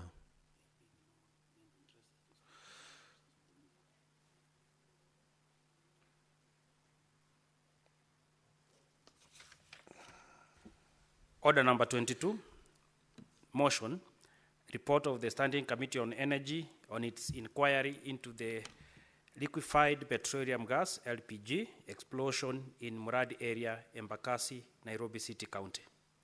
Honorable Senators, there being no senator wishing to contribute on this order, I defer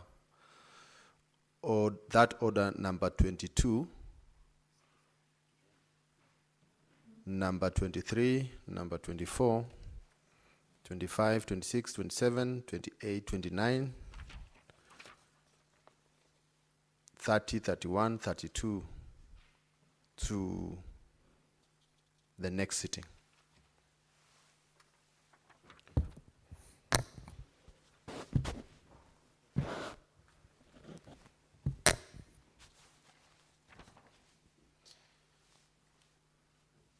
Honorable Senators, there being no other business on the order paper, the Senate stands adjourned until Tuesday, 1st April 2025 at 2:30 p.m.